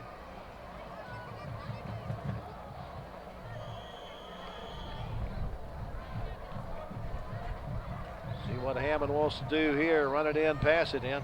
Got a new number in the game, 27. Tyler Forsythe, a sophomore, in at one of the flankers to the left of the formation.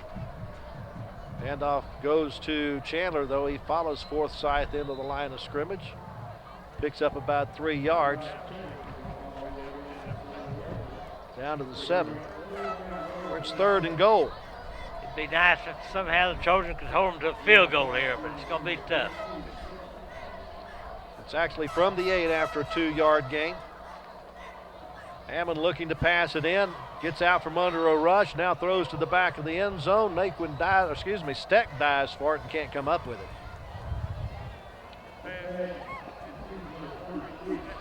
Good pressure put on there by the down lineman for University. They really made Gunner kind of rush that throw a little sooner than he wanted to. So, are they going for the field goal here, or are they going to go for the touchdown? They're going for the touchdown. 4th and goal from 8 yards away. Flip sides with 2 receivers.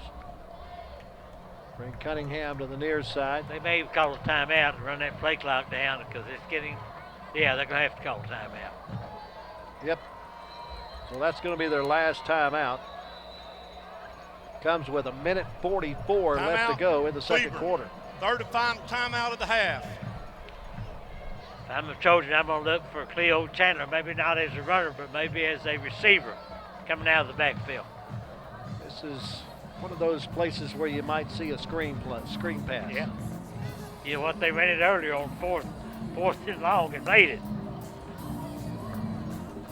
Both teams have had quite a bit of success on 4th down tonight. Yes, they have. Trojans scored on a 4th down play. This drive started back at the 20. Most of it on the legs of Cleo Chandler. A couple of passes to Naquin along the way.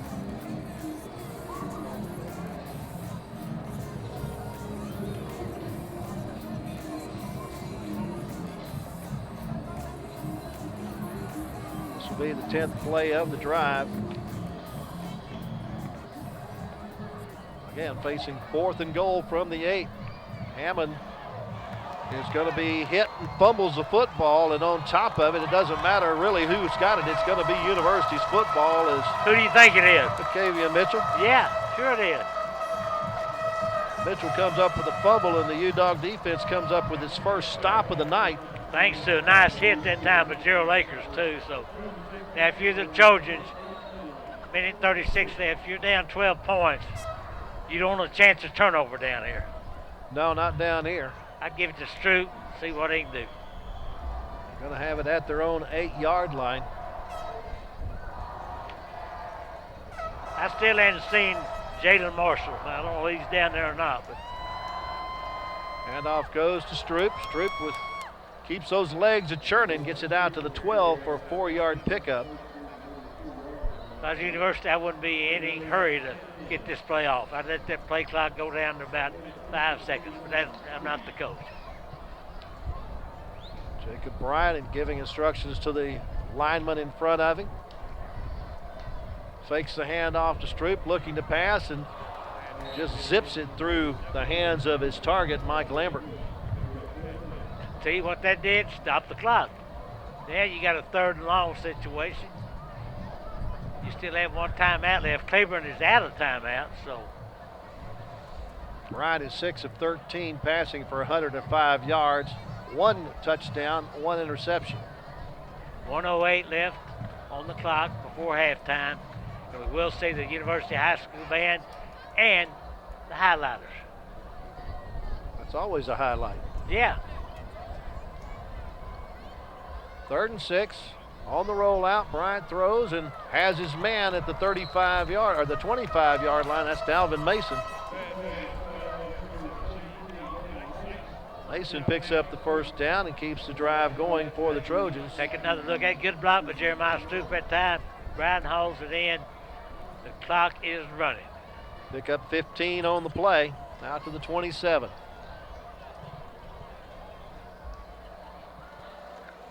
Bryant's got good protection up front, has a man across the middle who is hammered as soon as he catches the ball, but great concentration holding on to the football is Ruben Arachica. That was one heck of a catch. He got hammered as soon as he caught this football right there. You see it, spun around. They called their last timeout. Timeout, University.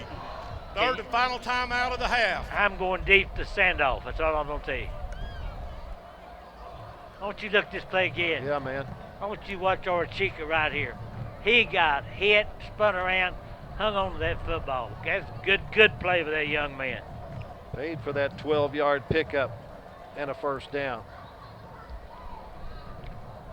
41 seconds left. They just need to get some points on the board. Even a field goal would be nice here. That would put them down by a touchdown at half. Yeah, they've had good success early in the game going deep to Sandoff. We hadn't seen that as of late, so we'll see. He's going to be split out to the far side. Yeah, he'll be on the right of the formation. 3 receivers to the left toward the University bench. Bryant gets a good step, hands it off to Stroupe. Stroupe stays on his feet looking for some downhill blocks and gets it out to the 50. The clock will stop. They set the chains. They're out of timeouts, 34 seconds left. He picked up a first down of 11 yards on the pickup, out to the 50. Bryant looking for a receiver. Now throws it deep, looking for Mason. It's picked off at the 10. Overthrew Mason just a little bit, and there to come up with the football for the Yellowjackets was Juan Romero. I see a flag on the far side around the 48-yard line. Yeah, maybe the Trojans still have life. That was just Hail Mary. An eligible receiver downfield. University. Penalty is declined. First down, Cleburne. They get their second turnover on the night on Romero's interception. I imagine Casey Walraven's just going to clock this last 21 minutes, don't you think? 21 seconds, excuse me. I would think so. University defense came up big on that last offensive drive by Cleburne. They're holding him to no points. They mark it at the 10. Tell you what, they have not had good field position, the Yellow Jackets, No, they haven't. at any time in this game, even after turnovers. Allen waiting for the snap. Will hand it off to Chandler, and Chandler once again following Steck's block along the left side with a spin move. He'll get out near the 20-yard line. They'll mark him at the 19 for a pickup of 9.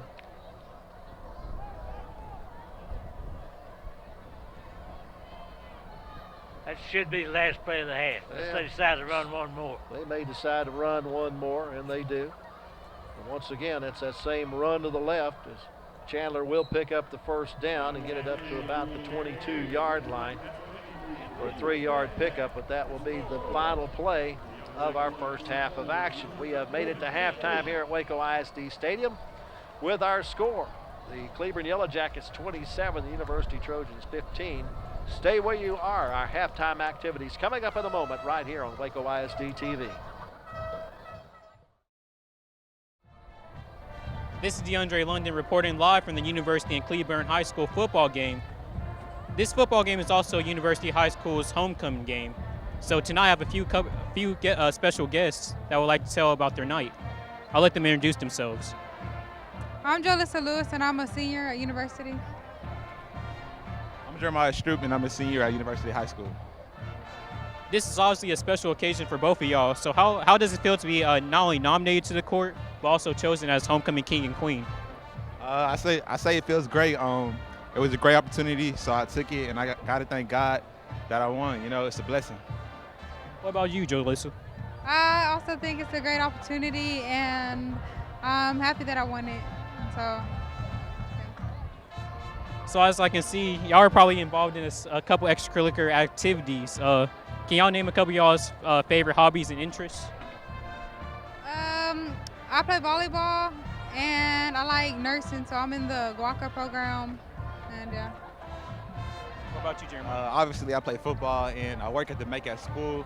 I have my own clothing brand, and I'm also a student in FBLA at our school. And as tonight, I feel like y'all were chosen as symbols of the high school. So what does it mean to y'all to be Trojans? It means that, you know, we're leaders, and a lot of people look up to us. So, you know, we got to stay strong and keep doing what we're doing and put our high school on the map. It's a great opportunity, and we have a whole lot of support. So we just got to keep it that way. What about you? I think it's like giving back to the community and staying together as a community. And we got chosen, so yeah, we're leaders. So yeah, we got to stay and do the right thing for everybody else. Very special young guest tonight. This is DeAndre London signing off, and on to the mighty Trojan band. The director of the University High School Highlighters is Alex Stuckey. The assistant director is Kristen Rich. Highlighter captain is Sierra Banda. Co-captain is Brittany Silva. Lieutenants are Brisa Dominguez and Alyssa Tenney. Our highlighter of the week is Vanessa Solis.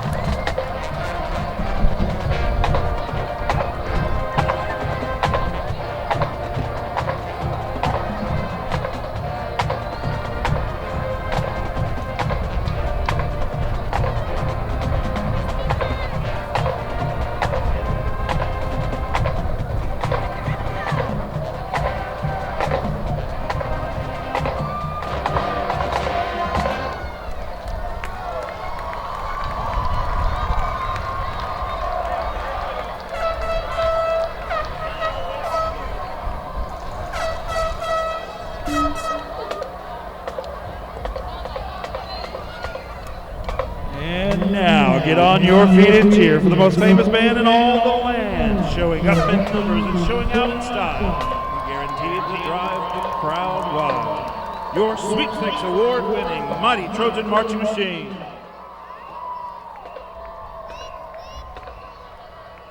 You're in for a treat tonight, as the Mighty Trojan Band has been working hard to prepare this show for you that will include movements 1 and 2 of their captivating and mysterious competition show entitled Night Watch. The officers of the week are Donato Garcia, Jonathan Mendoza, Judy Chavez, Autumn Cruz, and Juana Rubio. The sections of the week are the euphonium, tuba, and clarinet sections for their outstanding musicianship and for practicing extra long hours after school in their pursuit of excellence. Captains of the week are Giovanni Luna and Augustine Jimenez of the euphonium tuba section, and Carlos Perez and Sofia Navarro for leading the clarinet section to success. Drum majors are Senior Drum Major Daniela Suarez, Assistant Drum Major Jesus Barrigan, and Junior Drum Major Johnny Vivanco.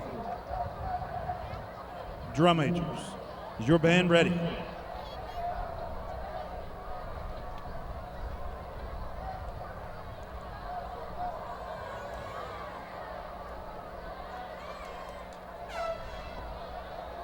Ladies and gentlemen, the Mighty Trojan Marching Machine.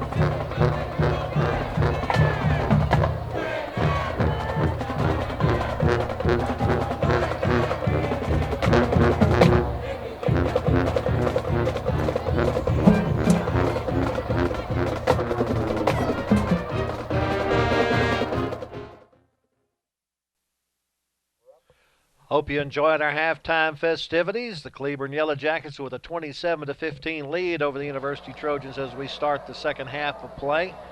It's been a ground game pretty much for both of these teams. Cleburne has 403 yards in the first half on 41 plays. That's about 10 yards a pop, Coach. Yep. While University has run 37 plays for 256 yards. As I said, most everything's on the ground, it appears. Rushing for the University Trojans, 124 yards, 184 for Cleburne. Cleburne does have 219 passing yards on 9 of 12 with a couple of touchdowns, while University is 8 of 16 for 132 yards. Leading rusher in the contest, Cleo Chandler for Cleburne, 151 yards on 22 carries. Jeremiah Stroupe has 134 yards on 17 carries. And now the University Trojans have to give Cleburne the ball to start the third quarter. With Cleburne on top, 27-15.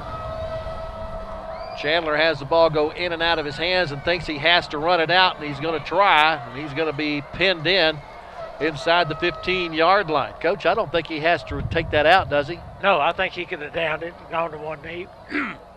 I believe he could have, but now that's just one of those things. I don't think that they either not taught or don't learn that once you buff it like that, you can just down it back there, and it's not a touch. It's a touchback, not a safety.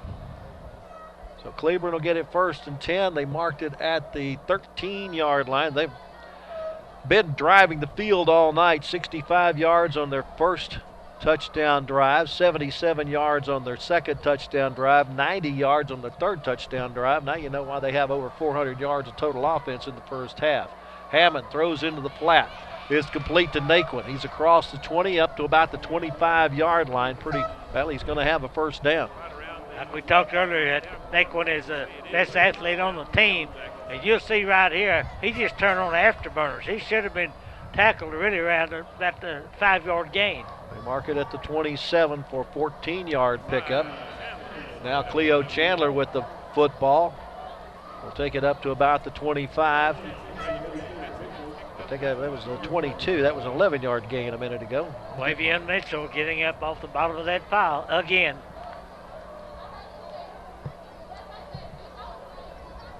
Brings up a 2nd down and 8.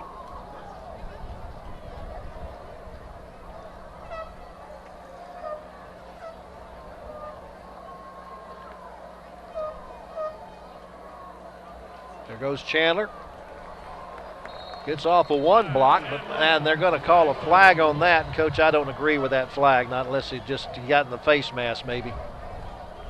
I guess it's going to be called for a hit out of bounds. Yeah, Jamarius Bailey hit him to knock him out of bounds. Let's get another look at it here as Chandler gets around the left side. Not brought down yet. I don't know that he's out of bounds when they throw the flag when he gets the hit there, but we'll get the explanation from Greg McCrary. We got a personal foul, illegal helmet contact, number 11, University. That's his first one in the game. I tell you what, if Cleo Chandler had the second half like he did the first half, he'll have 300 yards rushing. Yes, sir, he will. On the 15-yard penalty, takes it out to the 40-yard line. Picked up no yards really on the play. Bring it out to the 40. Chandler trying to find some running room up the middle. Gets a couple of yards and that's it. You got to think that the defensive brain trust for University tried to do what they could to solve the yardage gained by Cleo Chandler in this game, especially up the middle. Yeah, so far so good, as long as he doesn't run off left tackle. Got 2 there. Now back to pass as Hammond has a man down the middle of the field and throws it over the wrong shoulder. Trying to get it out to Isaac Cunningham. Good coverage there by Gabriel Russell. Take another look at it. You see Hammond aired it out. Good coverage there by Russell. Brings up a 3rd down and 8 from the 42. Empty backfield.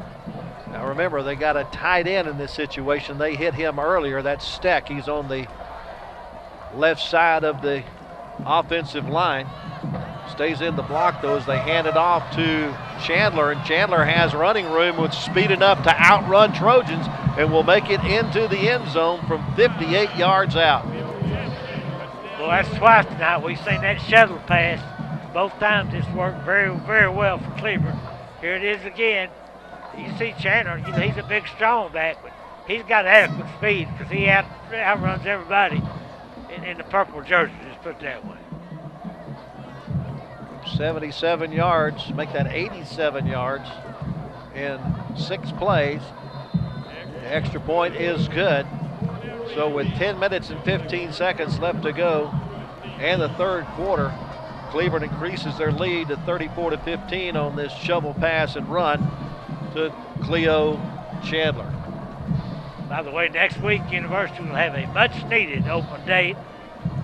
We will not be here next week because Waco High plays at Midway, so we'll get a week off. Take your wife out for dinner. Took a minute and 45 seconds to get on the scoreboard here in the 3rd quarter for Cleburne.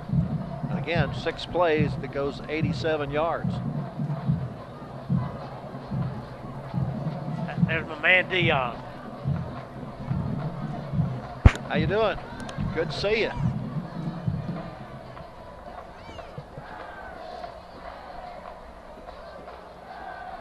Trojans have not had a cure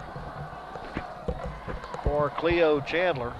Not only does he have 155 yards on the ground, he also has 136 yards through the air on 3 pass catches. Had a pretty good night, yeah, gone for a couple of touchdowns in the air and 1 on the ground.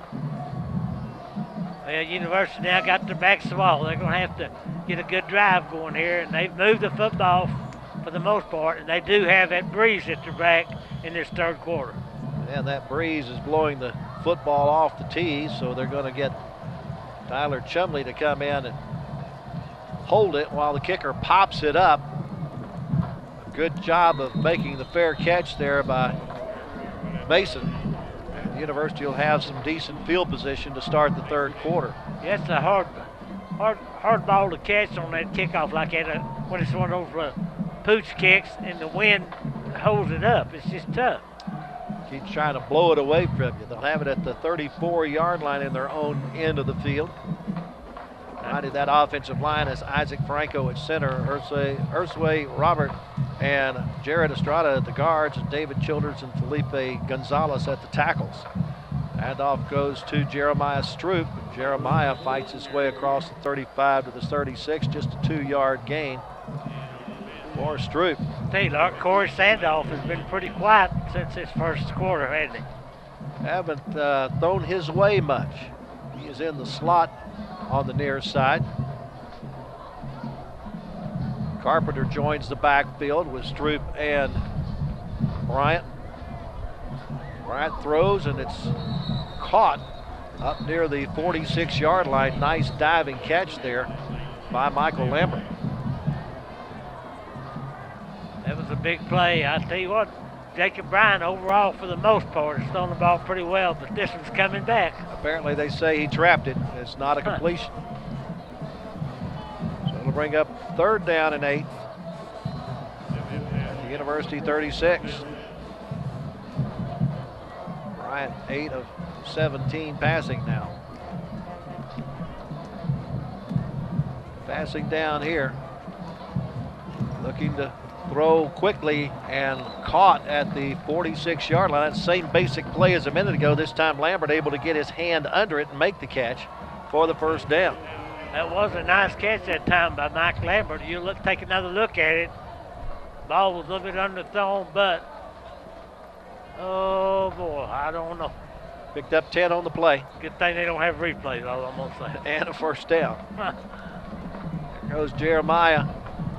Gets away from a shoestring tackle.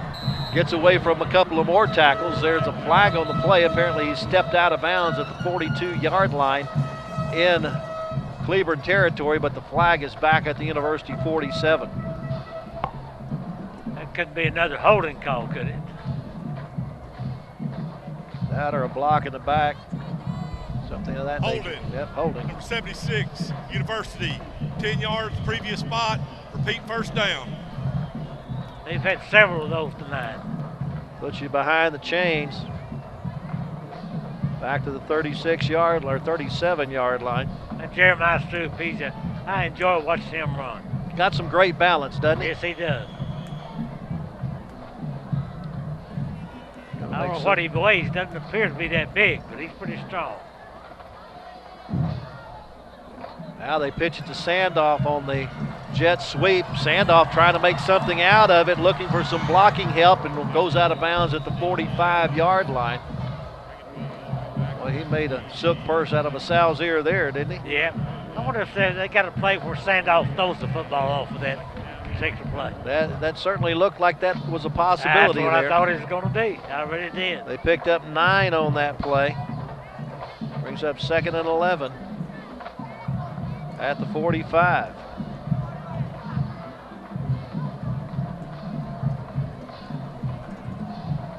Stroupe has the ball and has a lot of running room. With a burst of speed, he gets it into Yellow Jacket territory all the way down to the 35-yard line. Pick up a 20 on that play. That was a touchdown saving tackle by Braden Gunn that time from Cleburne, because he was gone to the house. Another first down. Cleburne. Cleburne wants first a timeout. Second half.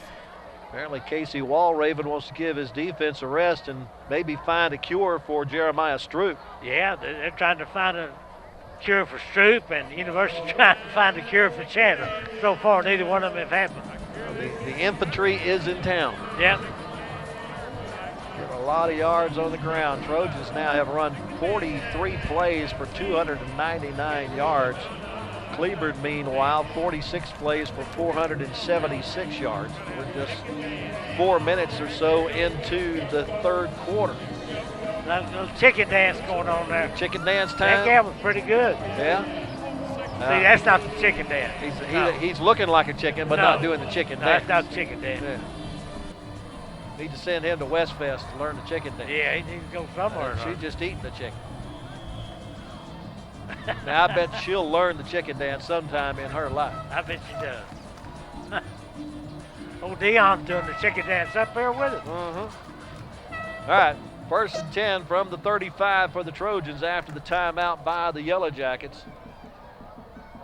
Bryant going to follow his blockers over the left side and only get a couple of yards down to the 33. They've run that same play about 3 or 4 times tonight and had no success any of it. Stand it to Jeremiah. He'll get you yards.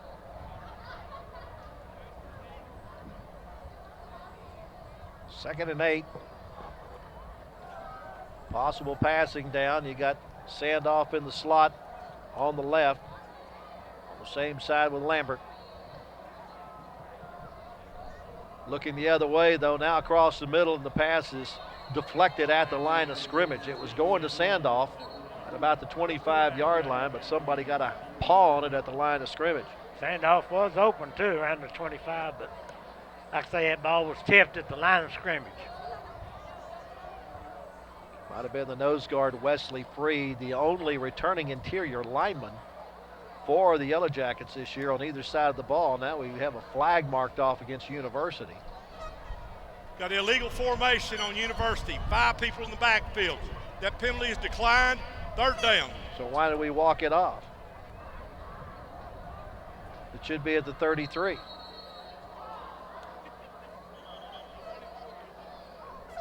A think they'll fix to correct that. I certainly hope so. Thank you very much. Put it back where it belongs if you're going to decline the penalty. 3rd down and 8. They failed on a 2nd down pass a while ago and went back to the same route the next play. See if they try that here.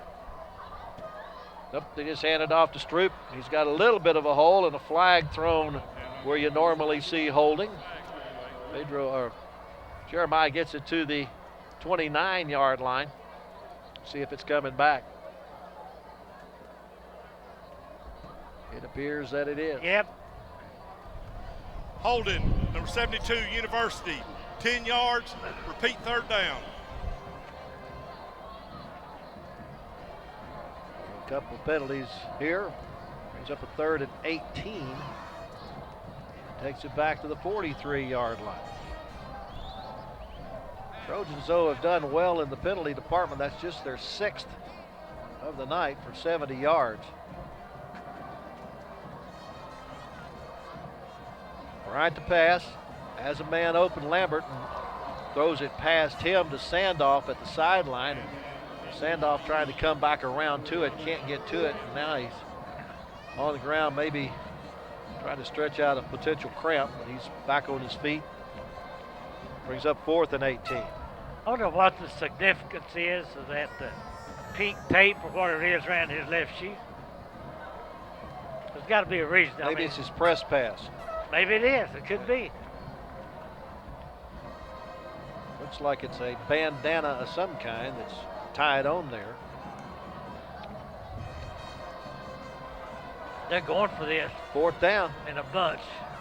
Sandoff's open across the middle and has it, and has some running room. A blocker downfield. He's headed for the corner of the end zone, and he'll make it untouched for the touchdown. From 43 yards out, Corey Sandoff has his 2nd touchdown reception of the night.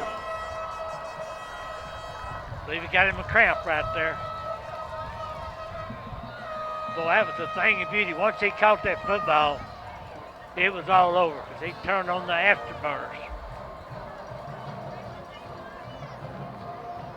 Both teams have come out of the locker room and their offense have put points on the board. Poor Jerry Williams had to run about 75 yards to get over there. Sent him all the way to the farthest part of the field to get to him. He may just stay down there. There's sent off right there. I don't know when he had the cramp, but he waited after he got across the goal line to have it. Looks like he slowed up just a little bit there. Right there, he's fixing to hit the ground, I believe, after he does his thing. Yeah. He and Lambert got a little deal going there, I guess.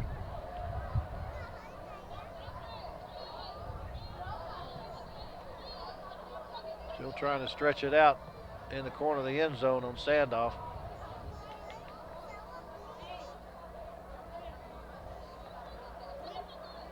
By the way, I saw Larry Perez at halftime in the VIP room and told him we sure appreciate his service. And he said it was just time to move on down the line. And Sandoff being helped to the sideline now. They just can't quite get that cramp out. He's kind of grabbing toward the hamstring, so hopefully it's that's what worries me. Nothing that serious. 9 plays, 66 yards in 2 minutes and 31 seconds for the Trojan offense to get on the board for the first time in the second half. Give a little credit to Jacob Bryan too. He threaded the needle on that one. Yeah, very determined pass there.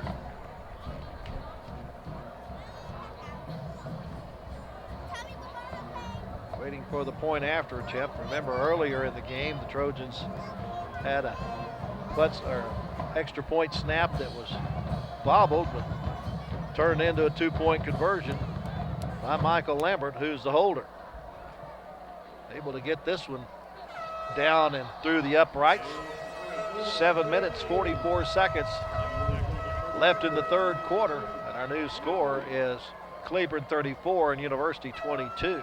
I see Corey Sandoff coming over on the sidelines with Jerry Williams. I don't know if that's a cramp or a hamstring. There he is again. Looks like he might have grabbed his hamstring right there just a little bit. I don't know. They're right there. You see it? Yeah. Mm-hmm. That's what makes me think it's what it is. I hope it's not.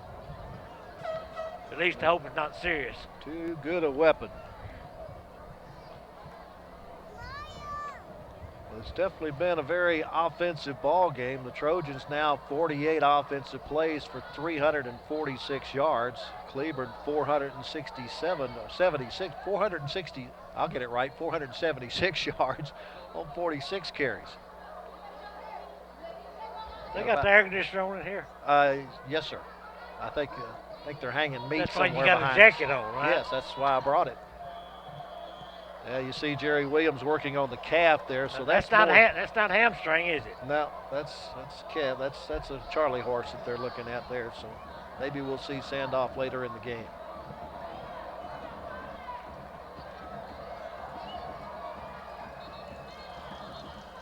Now we're waiting for the play clock to get rolling, maybe. We're about to get the kickoff here. Ball rolls off the tee again. Isaac Ramos has to go out and get it set up. Matter of fact, he's going to get a holder now.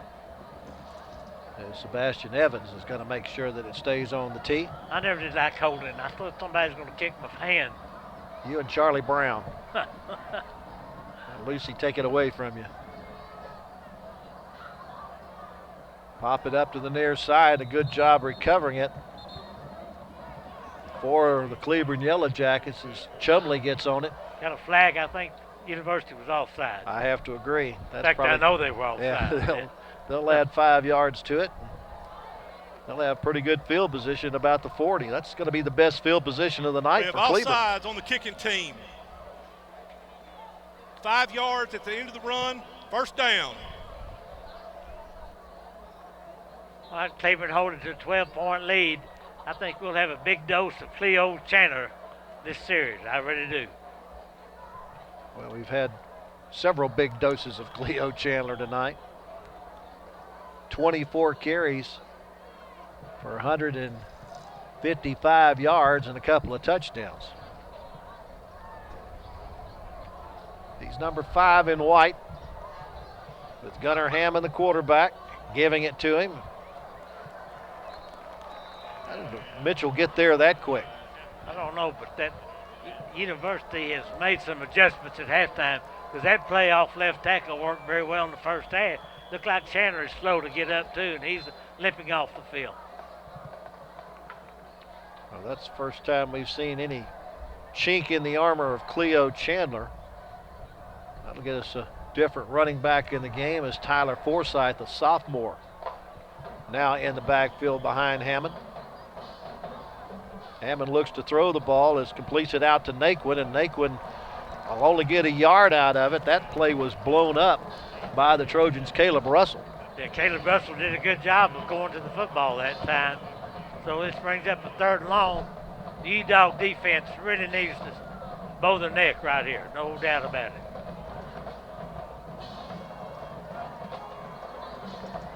I mentioned the job on the left side of that offensive line done by Joe Terubiartis. He and Eric Stack have been clearing the way tonight for Cleo Chandler. Hammond back to pass, under pressure, finally gets it away to Cunningham. He didn't make a first down, did he? No, he didn't. He's about a 2 yards shy up to the 48-yard line. It's just a 7-yard pickup. They've been going for it all night, so I imagine they will here too. That's Cunningham's first catch of the night. 4th and 2. They have to do it without Chandler in the backfield. See if Hammond tries to get it on his own, or if he gives it to Forsythe. Forsythe gets it, tries to go up the middle. He's going to be held short, Coach. I believe the U-Dog defense was there to turn him away. Sebastian Evans there, along with Gerald Akers, to make the ball go over on downs, and the Trojans get the stop they need. Look right there. You see Evans and Akers right there teaming up to stop him. That should give the University offense, that should give them a little life right now. Sure should. University takes over with 6:07 left to go 3rd quarter, trailing 34-22. Cleburne held it for 1 minute and 37 seconds, but did not get a first down. University has it at the Cleburne 48-yard line. Hand off to Stroupe with a big hole.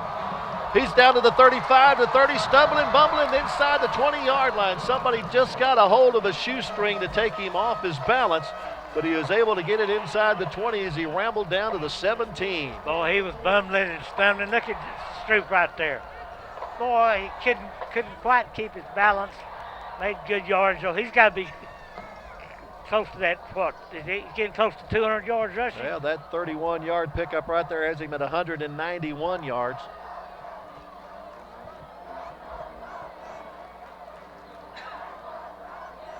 Jeremiah has the ball again, and he is hit as soon as he tries to turn it upfield. A really nice play that time by Jose Chavez from the defensive end position. Yeah, take a look at it right there. There's nowhere to go, and I think Stroupe may be a little tired right now. They need to give it to somebody else on this next play.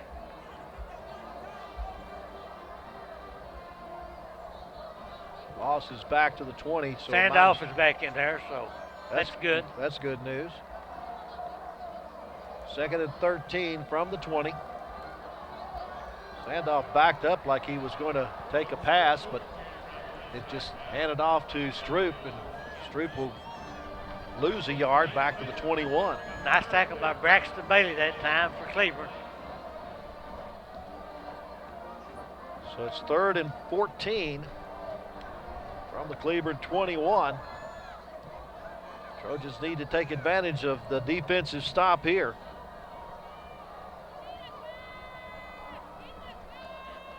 Right, looking into the corner of the end zone now, loses the football. One bounce back into his arms, and he goes down at the 19-yard line. Got a very fortuitous bounce there. What kind of bounce? A fortuitous. Yeah, that's what I like to say. Don't use those big words up here. Well, we got him 2 yards out of it. Brings up a 4th down and 12. They got to be going for it, don't you think, Coach? Yeah, Sandoff is coming off again, limping off. Not the play you want him limping off. No, you need him in there right now, for sure. But this is a passing down. Maybe we'll see some out in the flat to Jeremiah Stroupe. Senior wide receiver Joseph Gonzalez is added to the wide receiver core. A throw, though, into the flat. It's complete to Lambert. Lambert will carry a Yellow Jacket into the end zone for a touchdown. Nice, determined effort by Michael Lambert.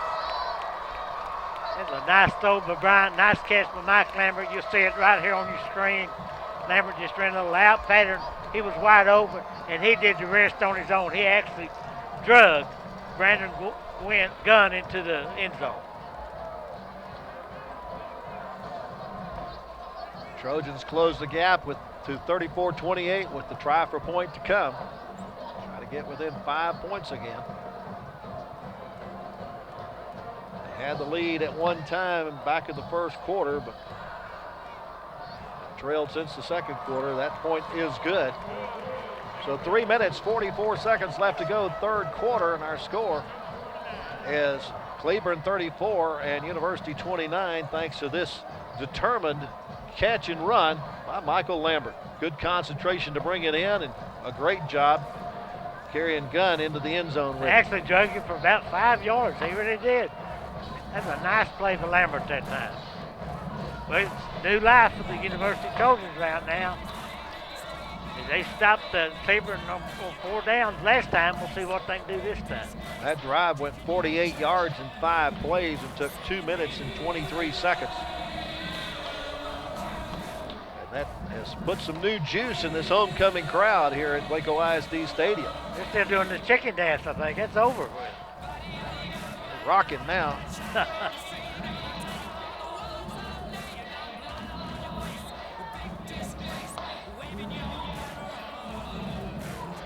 I tell you what, this is the homecoming crowd getting their money's worth tonight, and there is a heck of a crowd. Yes, sir.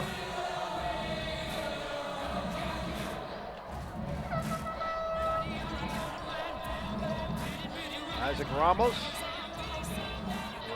will line drive it toward the near sideline. It'll go out of bounds somewhere around the 15. See what Casey Walraven wants to do here. Wants to make him kick it again. I think he's just going to take the penalty and start from, where did he get it, about the 25? Greg McCrary will tell us. Free kick out of bounds, University. The ball will be placed on the 30. The Yellow Jackets just 70 yards away. They've had outstanding offensive drives this evening.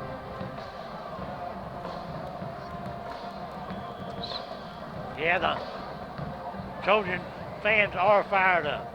Forsyth, once again, is the running back, and he takes the handoff around the left side and will roll up to about the 33-yard line.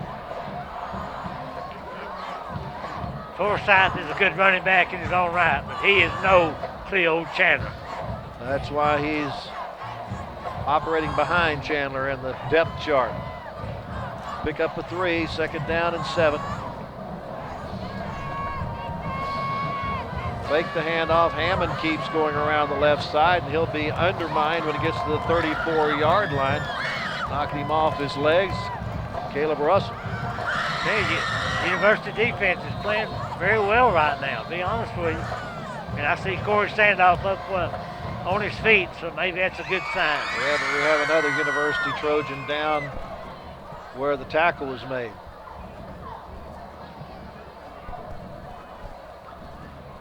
Give Hammond 1 yard to the 34. It's going to bring up a 3rd down and 6. Did not get the number of the Trojan on the ground. That may be Gerald Akers, their senior linebacker. He's played well tonight. He has. You noticed Jerry Williams didn't make that trip this time out there. He's probably worn out from that last one. Not enough oxygen on the sideline. You get another look at the play. Yeah, you see right there, you see Akers going down. Yeah. He's getting up under his own power. That's good. Always a good sign. Yes, it is. Limping a little bit, but at least he is walking on his own power.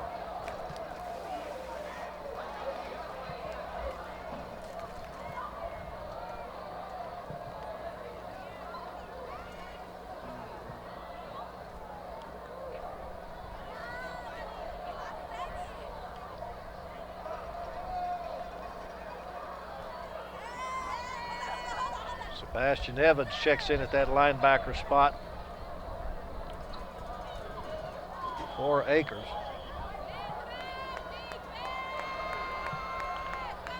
Hammond to pass. Looks right, looks left, throws long. Overthrown. Trying to get it out there to Isaac Cunningham, but Cunningham couldn't run under it.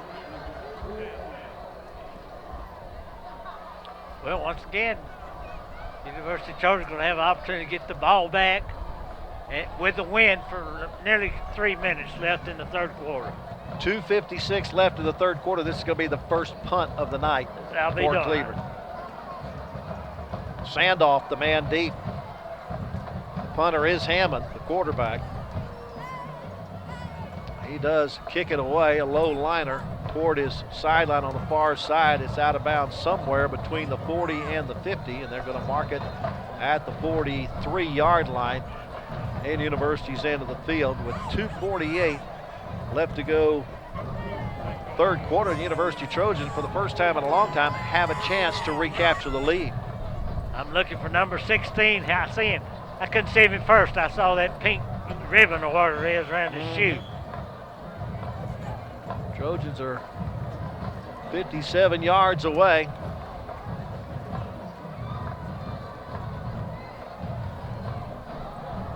Bryant takes a low snap, gives it off to Stroupe, and Stroupe is just tripped up. Then as soon as he gets the handoff, and now Stroupe is down, along with one of the offensive linemen, Felipe Gonzalez. That's not good. No.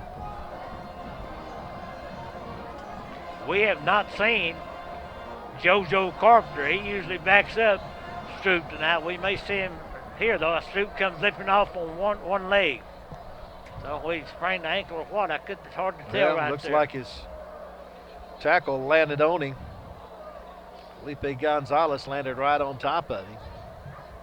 So Gonzalez is still down. Like a mash unit down there right now. You got Sandoff bunged up. Now you got Stroupe bunged up. That's 2 of your horses. You need them on the field. Jerry Williams doesn't have enough medical bags to cover all of that. He's going to have to get him some more pickle juice, too, I'll tell him that. Felipe Gonzalez up on his feet coming off the field. I would assume you'll see JoJo Carpenter now in at running back in place of Jeremiah Stroupe.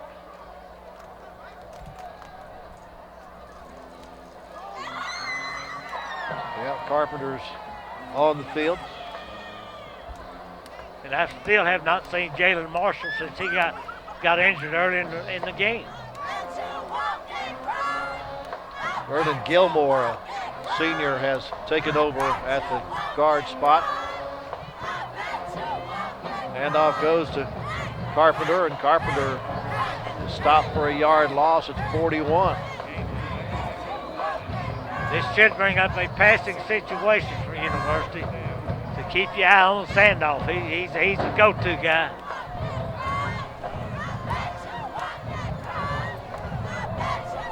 Ruben Arachica, who has a couple of catches tonight, is the lone receiver at the top.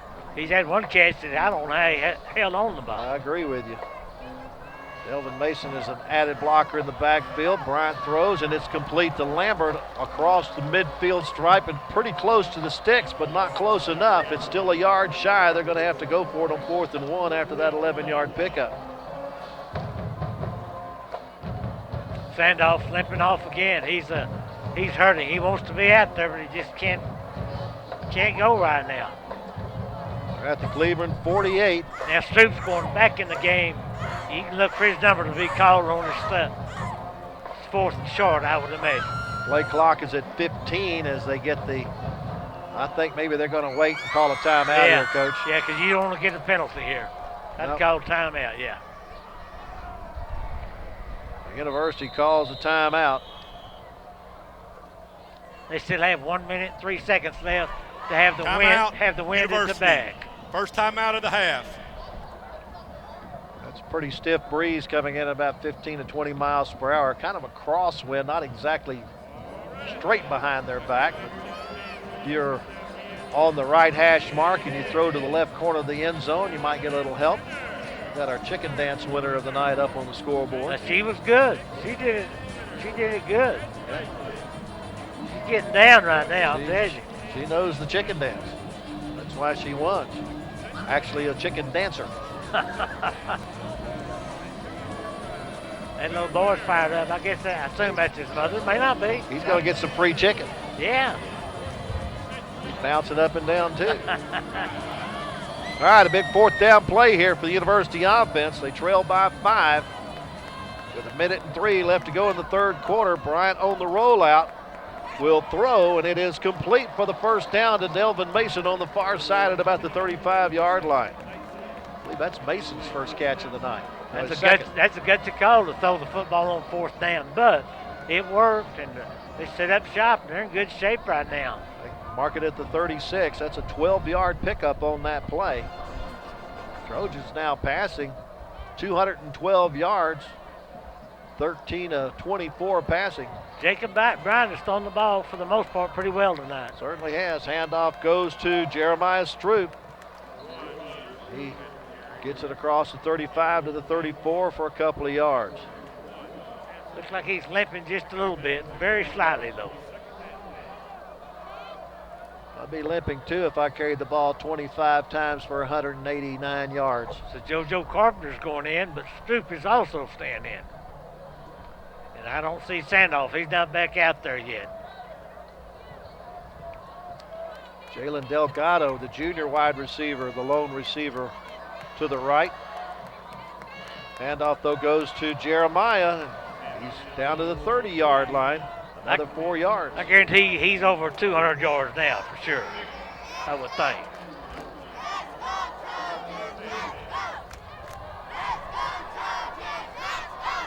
About 2 yards shy, 7 yards shy. That should be the end of the quarter. That is the end of the 3rd quarter. Our score after 3 periods of play, Cleburne Yellowjackets 34, the University Trojans 29. Gives us opportunity to give a little shout out to the guys and gals that help us out tonight, our crew. do a great job. Camera operator tonight, Jesse Maldonado, along with the lovely Leslie Ugaldi. Also, Terrell McSpadden is on camera. I didn't say he's lovely. I just said Leslie. But he is. Ricky Mazda, instant replay. Will Burney, audio engineer.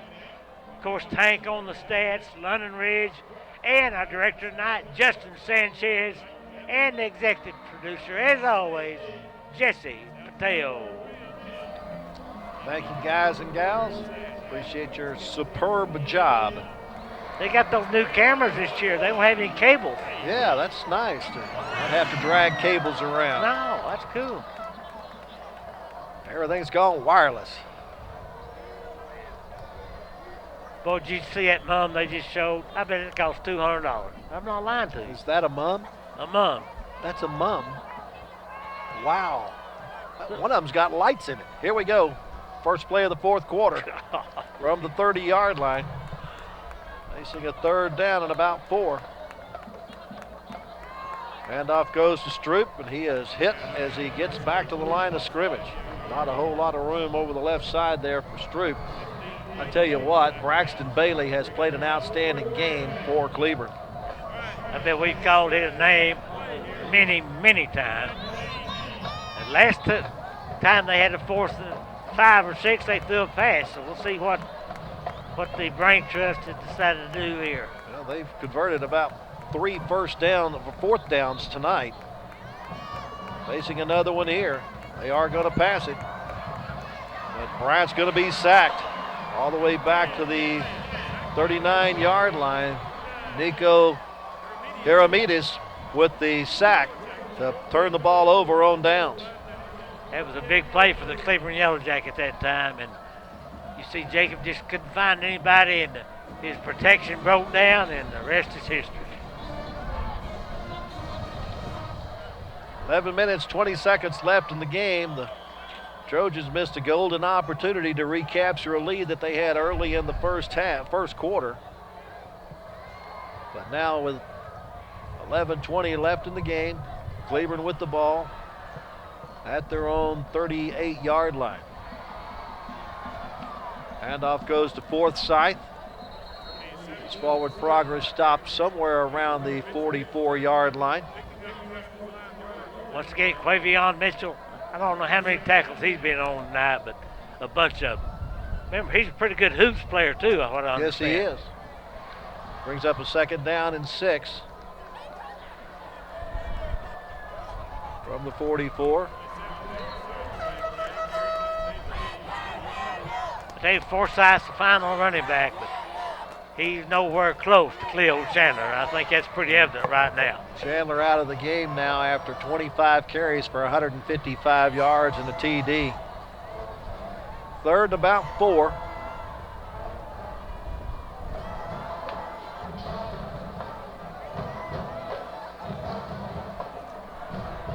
Forsythe on the delay, able to get away from a couple of would-be tacklers early and manages to get to the first down yardage up to the 49, a 5-yard gain and the first down. Casey Walraven working on clock now. Yes, he is. Trying to get his Yellow Jackets to the bus with a victory, but he's just up by 5. I bet he'd like to work on that clock with Cleo Chandler back here. I guarantee he would.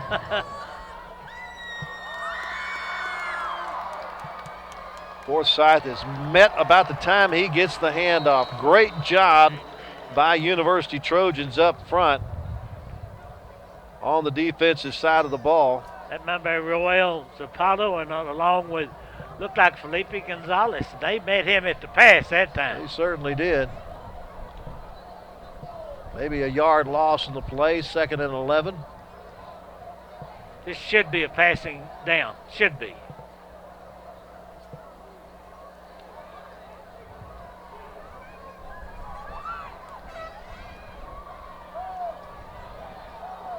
And he does throw it long. Can he run under it? Yes. Outstanding grab by Isaac Cunningham for the touchdown. Oh, that was a beautiful catch. Beautiful pass that time. Had a little breeze behind him, and I tell you what, Cunningham made a nice catch over his shoulder. I'll tell you, that is a hard catch. You see it right there. There it is. And outstretched hands, and he made a nice catch that time. Decent coverage by Jamarius Bailey, but he got behind him that time. There it is, on to try the point after. It's good. 9 minutes and 8 seconds left to go in this contest. Cleburne extends their lead to 41-29 on this 53-yard bomb to Isaac Cunningham. That's why they call him Gunner Hammond. He aired it out that time, and that might have to think the momentum has switched a little bit right now. I really do. And University had it there for a while, cut the lead to 5, and now it's back to 11. Trojans had the chance to put Mo on their side of the scoreboard. Yep. Could not get it done. Missing a couple of very important cogs, and Corey Sandoff and Jeremiah Stroupe is in the game, but is nursing a bit of a leg injury. Maybe each kickoff has been an adventure now, because when they kick that pooch kick, you kind of short up in there. You better call for a fair catch. Yeah, you got the good hands team up front. They send Ricky Walker back deep along with Gerald Price. Price a sophomore. But you have Mason on the near side with some good hands, a wide receiver. Gonna pop it up to about the 21-yard line where it's taken in by Walker. Walker avoids a couple of would-be tacklers and finally goes down at the 25. Still plenty of time for University, because I said a while ago they're trailing by 11. My math's not very good. They're trailing by 12, I believe. There's a flag back at the 32-yard line. Greg McCrary will have to tell us what that's all about. That's a long way from where the tackle was made. There's 2 fouls on the play. Unsportsmanlike conduct, University, unsportsmanlike conduct, Cleburne, those penalties all set. Fourth foul. Oh, look at the coach. Well, look at him. He ran out on the field. They're trying to hold him back over there. Boy, Not happy about the offsetting penalties. No, he is not.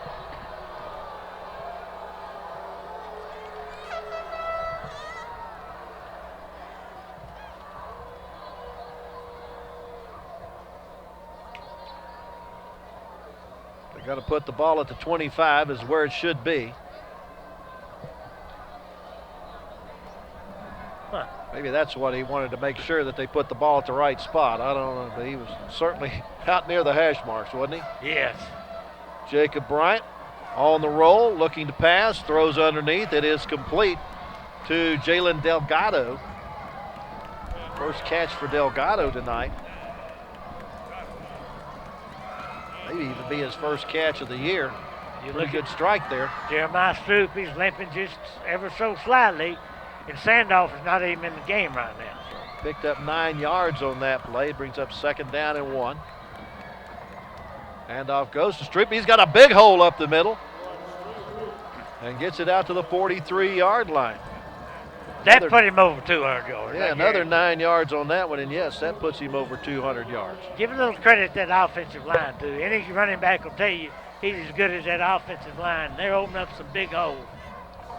28 carries, 202 yards for Jeremiah Stroupe. Bryant rolling left, squares his shoulder, throws, and it's picked off. 3rd interception of the night.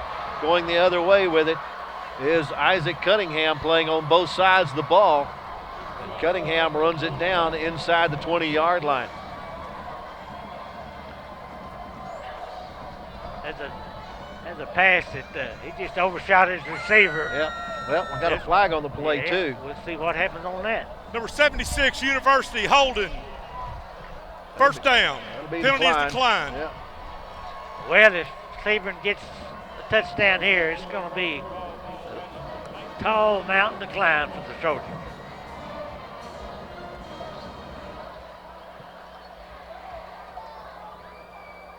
Down by 12 with 7:56 to go, and Cleburne with their best field position of the night to start a drive at the University 19-yard line.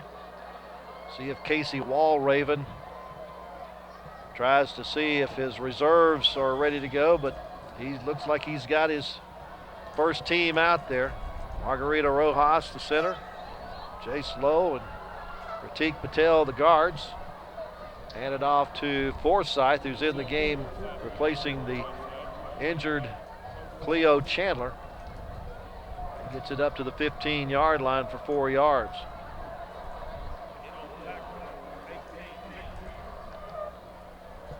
Quickly they pass it out in the flat, complete to Naquin, and Naquin has it inside the 15 down to the 13. Or excuse me, inside the 10 down to the 8. That's a 7-yard pickup. Once again, they go with the quick set, hand off to Forsyth over the right side, squeezes through a hole and gets it up to the 7 for maybe a yard gain. I think overall the University defense has played pretty well tonight. They really have, but when your back's against the wall, it's just hard to keep those people out of the end zone. 2nd and goal. Now they're going to change the play.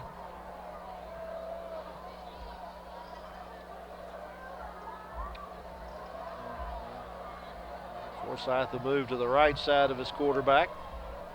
Take the handoff, goes to the left side and almost dragged down from behind, and finally he's brought down by Nakavian Mitchell. By who? Mitchell. How many times have we said his name tonight? At least 25 seems like. Remember, he was our defensive player of the game in the kickoff classic, Hall of Fame kickoff classic, and Sandoff was the offensive player of the game, so I hope our committee is looking around at some other folks tonight. 3rd and goal from the 8 after a 1-yard loss on that play.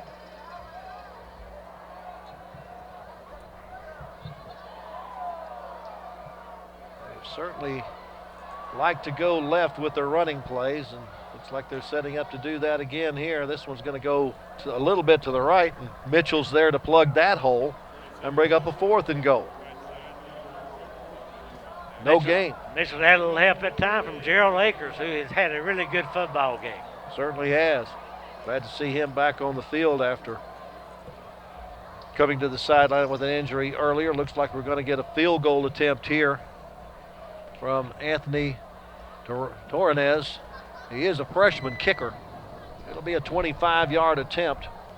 Snap down, ball up, and I believe he has hooked it to the left. I believe the snap was a little bit fumbled before he was able to get it down, so no good on the field goal of 25 yards. Once again, the University Trojans still have plenty of time to get back into this one as they got the ball with 5 minutes and 29 seconds left to go in the contest. I would imagine we will not see Corey Sandoff again tonight, I don't think. And Makes the it a open little date, tougher. yeah, the open date next week, maybe give him a chance to heal up. They're 80 yards away as they'll take over at the 20-yard line, trailing by 12. 41-29, but an outstanding effort by the University offense tonight.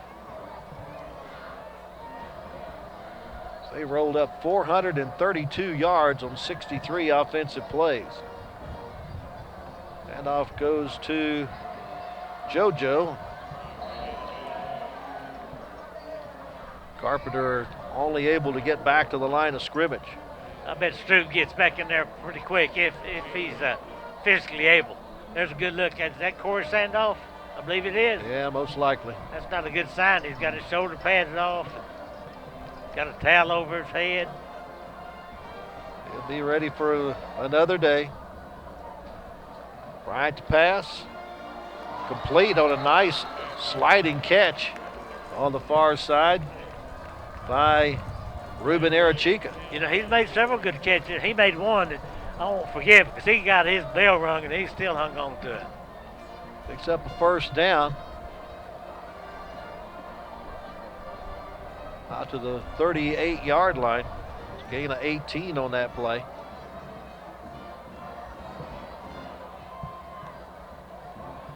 Passing has been pretty much spot on tonight for Jacob Bryant, except for the interceptions. Once again, he hits Lambert. This one's up to the 47-yard line for a gain of 9. Thank you all very much. Our committee has spoken. We'll announce the names of the players right after this. For Bryant, his 28th pass attempt, he's 16 of 28 for 260 yards. Again, looking to pass, goes to the sideline. That is complete to Lambert. Lambert has the first down in Jacket territory to the 47. A 6-yard pickup there and get a new series of downs. Our offensive player of the game is by our committee is Jeremiah Stroupe. Defensive player is Garrett Fichter. We'll visit with those two young men and Coach Smith after the game. Thank you all very much. See you next week. No. We won't be here next week. Week after next. There you go. Be sure to watch out for deer on that 2-lane highway back to Mosheim. Yes, sirree. Bryant rolling right, will tuck it and run with it. Has some running room and gets it down inside the 40, down to about the 39. Best running play of the night for Bryant. They've got to hurry. They can't. Time is not on their side right now, believe you me. He picked up 8 on the play. Brings up a 2nd down and 2.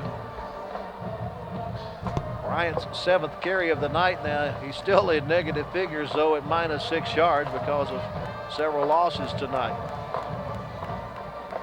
Looking to throw across the middle. Will go long on the near side, and it's overthrown. Trying to go to Delgado on the near sideline. Look, after this next play, I'll be making my way down to visit with Brother Stroupe and Brother Fichter. Okay. And Rodney Smith. Another look at it. Coming into tonight's game, did you think the Trojans would be attempting 30 passes? No, I did not.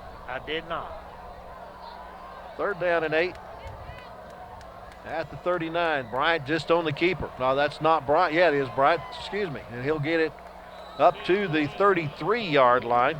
Pick up a 6 on the play, but it's going to be 4th down and 2.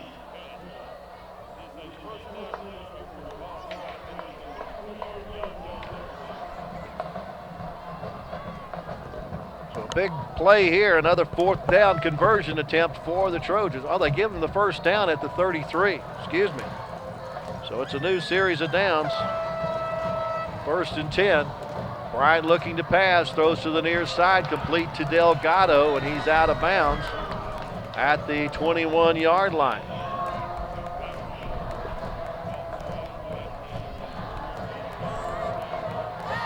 A pickup of 12 on that play. 1st and 10 at the 21. Trojans trail by 12 with 2:46 and the clock stopped in the 4th quarter. Right again to pass. Has a man, Lambert, inside the 15. I believe we got a flag on the far side of the field. See what the meaning of the flag is.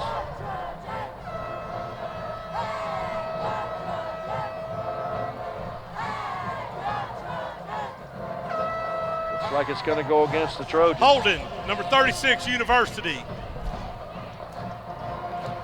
Once again, they're behind the chains.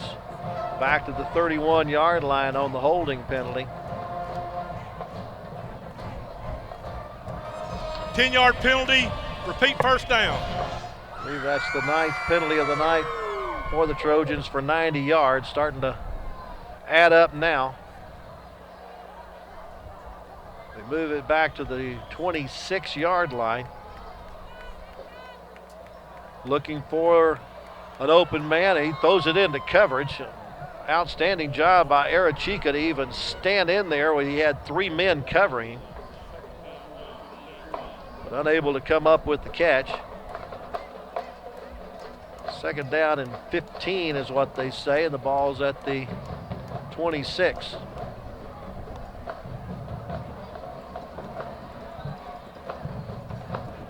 Bryant pretty much going to exclusive passing now, rolling to his right, underthrows his target this time, tried to get it to Delvin Mason on the near side. Brings up a 3rd and 15 at the 26. 33 pass attempts, 18 to 33 for 278 yards. They've had 213 yards on the ground, 9 yards shy of 500 yards of offense for the University offense tonight. Nice showing by the offense, just the defense needed to get a couple of stops on Cleburne. Cleburne's only punted the ball once tonight. They've given the ball up a couple of times on down, but they have gone on several long drives this evening. Bryant again rolling right, now looks up the middle, gets out from under a rush, throws for the corner, and incomplete, intended for Arachiga. So he tried to grab that one and just couldn't come up with it. Maybe just the second time tonight that Bryant has been unsuccessful with a pass, 3 in a row. So another 4th down facing the Trojan offense. They have been successful several times tonight on 4th down, but that's when Corey Sandoff was available. He's on the training table on the near sideline. 2:19 left to play. Trojans trail by 12. 3 receivers to the right. Bryant with protection, throws. It's over the hands of Lambert and incomplete. And that will finish it off. With 2:15 left to go in the contest, the Trojans turn the ball over on downs, trailing 41-29. Did a good job of working the clock, 3 minutes and 14 seconds, but you got to believe Casey Walraven will cause the Trojans to use their final 2 timeouts in this drive the best he can, and try to get the last 2:15 off this clock and go back to Cleburne with the first district win of the year for the Yellowjackets. They're at the University 26-yard line. Hand it off or fake the handoff. Hammond has the ball, and Hammond has running room, dodging through Trojans all the way up to the 47-yard line. Pick up a 21 on the play for Hammond. That's his biggest gainer of the night, I do believe. Hammond now 9 carries for 55 yards. Indeed, that's his biggest carry of the night. He's also rushed for a 1-yard touchdown, and he's also fumbled the ball once. That's been the only turnover by the Yellowjackets tonight. The Trojans have given up 4 on interceptions. Hand off to Forsythe. Keeps the feet churning and gets near midfield before he's finally brought down. And they say there's a fumble on the play, and the Trojans say they have the ball, but let's see what the officials say. They say, nope, it belongs to the Yellowjackets. Timeout, University. Second timeout of the half. Uses their second timeout. A gain of 4 yards on that play.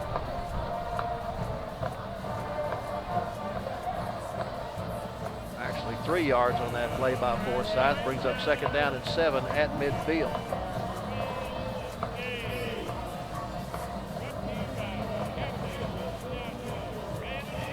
I'll give you some numbers on this contest.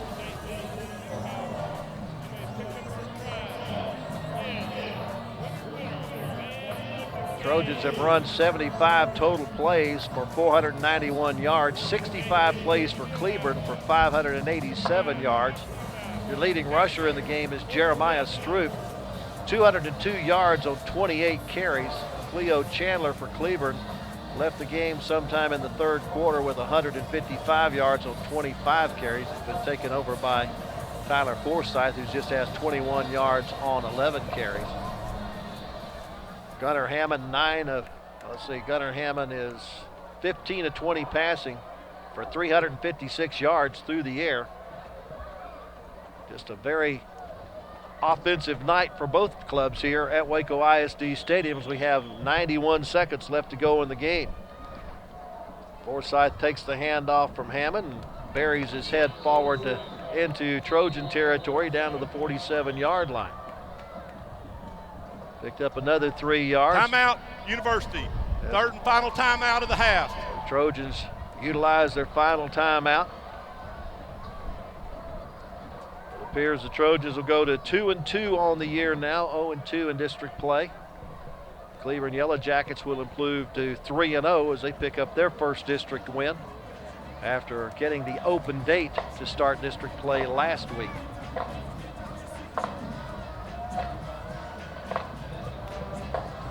Next week in this district, Cleburne will be at home against Joshua. The University Trojans have the open date next week. Meanwhile, other games in this district next week has a Thursday game in Burleson between Seguin and Burleson.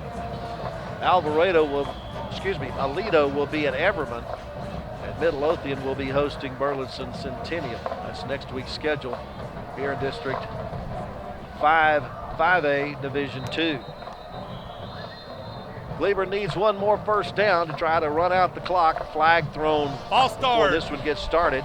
Cleburne, 5 yards. Still second down, or third down. Even Greg McCurry's losing track of some of the things here. Third down and 9 as it goes back to the Cleburne 48-yard line. Cleburne's been penalized 6 times now for 60 yards. Now we have another flag thrown. Offsides with contact. University 5 jumps. yards, still third down. They get the 5 yards back. So back to third down and 4.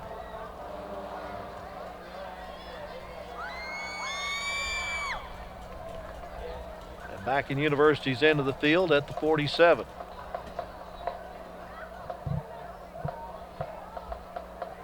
"15 seconds left on the play clock as Hammond changes the play. Will drop back to pass and throw the screen pass. It is complete to Forsyth at the 45, and he'll be ridden out of bounds at about the 35-yard line in University territory. That's the first time we've seen Forsyth catch a pass tonight. Mark it at the 34-yard line.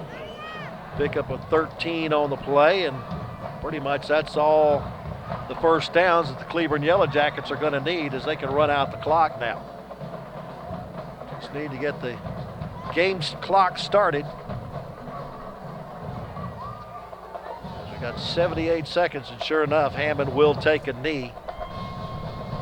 And we'll only have to snap it, I believe, one more time.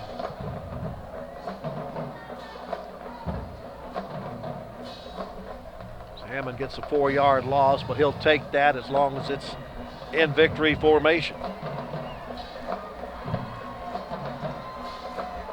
Trojans had the lead briefly in the first quarter when they were able to get a 25-yard touchdown pass to Corey Sandoff to take a 7-6 lead. But Cleburne answered that and was able to extend the lead and hold the lead from that point on. They've had the lead since 3:06 left in the first quarter as Hammond takes the snap, goes to the knee, and will run out the final seconds of this one.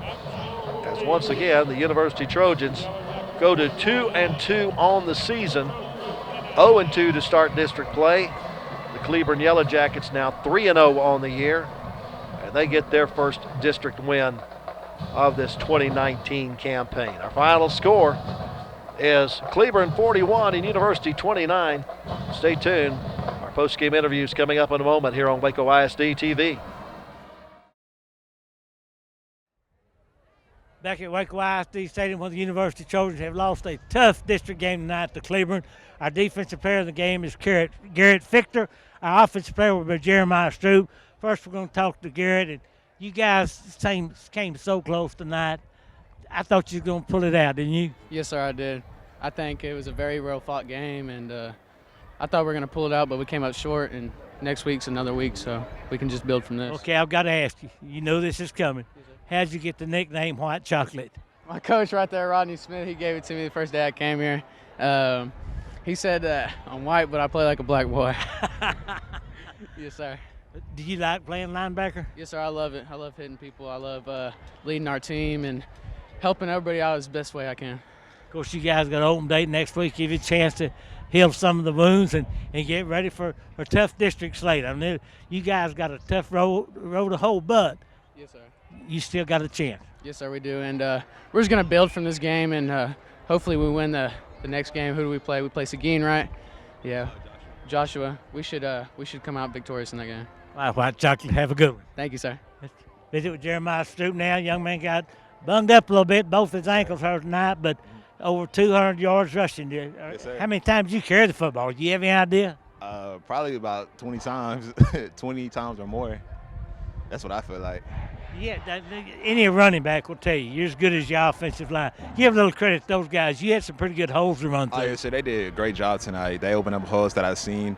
A lot of times when I seen it, it was a bend, so I bent it back straight up the middle. Sometimes on one play I fell short where I couldn't keep my balance, where I caught a cramp in my leg and I fell, but things like that happen. But I'm going to, come back from that and next time, next game and take that off. might be the play that was talking about. I thought you was going for a touchdown, and the guy kind of tripped you up. You tried to stay on your feet, lost your balance. How this Trojan team, I know it's been a tough go for you guys since you've been over there, but this team is better than they have been the last couple of years. Yes, sir. Yeah, it's way better. Things changed over here. We got new players. We came more as a team, more than last year, and we worked hard every day in the summer. We had workouts, and, when it came, school started, we practiced every day, hit the weight room, make sure that we're doing our jobs on the field and coach take care of us and everything, and we're just going to keep doing that throughout the season. Win or lose, we got to keep going. Enjoy that open day and take care of those ankles. Yes, sir, I will. Thank you. You bet. Yes, sir. Let's bring Coach Smith in here and wrap it up. I just found out where the nickname came from. It came from you, White Chocolate, right? Yes, sir. Yes, sir. Right now I know it's a tough one. You guys, when you cut it to 5, I thought you could win the football game. I tell you, we had all the momentum. I was for sure that we was going to take the lead. I hats off to Cleburne. They're a good football team. Our kids showed a lot of desire and character and want to, but we still not ready to get over that hump yet. We got an off week, and we'll let some injuries heal, and we'll try to be better against Joshua. Talk about Andrew Stroupe told me he had both his ankles kind of bunged up. Sandoff didn't play any of the fourth quarter, and that you needed both those guys in there full speed. I tell you now, if they were full speed, then it is what it is. But we had some guys to step up and make some plays for us, and that was big to see. Again, Cleburne was a better team tonight. And we got to focus on Joshua. That's the next task at hand. Are you happy with Jacob Bryan, the job he's done at quarterback? He twisted his ankle on Monday. Thought he wasn't going to be able to play tonight. Came back. Kid is so tough. He gives us an opportunity to be successful. And just proud of the University Trojans tonight. Even though we was on the other side, we fought hard and it didn't fall our way. As you well know, you got a tough road ahead of that. You're just in a tough district. I mean, got one school in there. I think it's named Alito or something like that. They're not bad, are they? Number 1 in the state, very good football team. Toughest district in the state. We got several great teams, but we're gonna take it one night at a time and see how it goes. Enjoy that open day. Thank you, buddy. Thank you, Rodney. All right, buddy. Bring on Larkin in and wrap her up. Well, I tell you what, the homecoming crowd got a barn burner of a ball game tonight. We saw almost 1,000 yards of total offense between the two teams. Yeah, and I was thinking about the homecoming crowd, the outstanding crowd tonight, and it was a good football game. And when University cut it to 5, I think you thought, and I know I thought, they were going to win this thing. Yeah, I thought they had the momentum on their side at that particular time, but it ends up on the Cleburne side on the scoreboard, 41-29, our final here at Waco ISD Stadium. For the coach, Butch Henry, and our entire crew at Waco ISD TV, I'm Lark Smith. Good night from Waco ISD Stadium.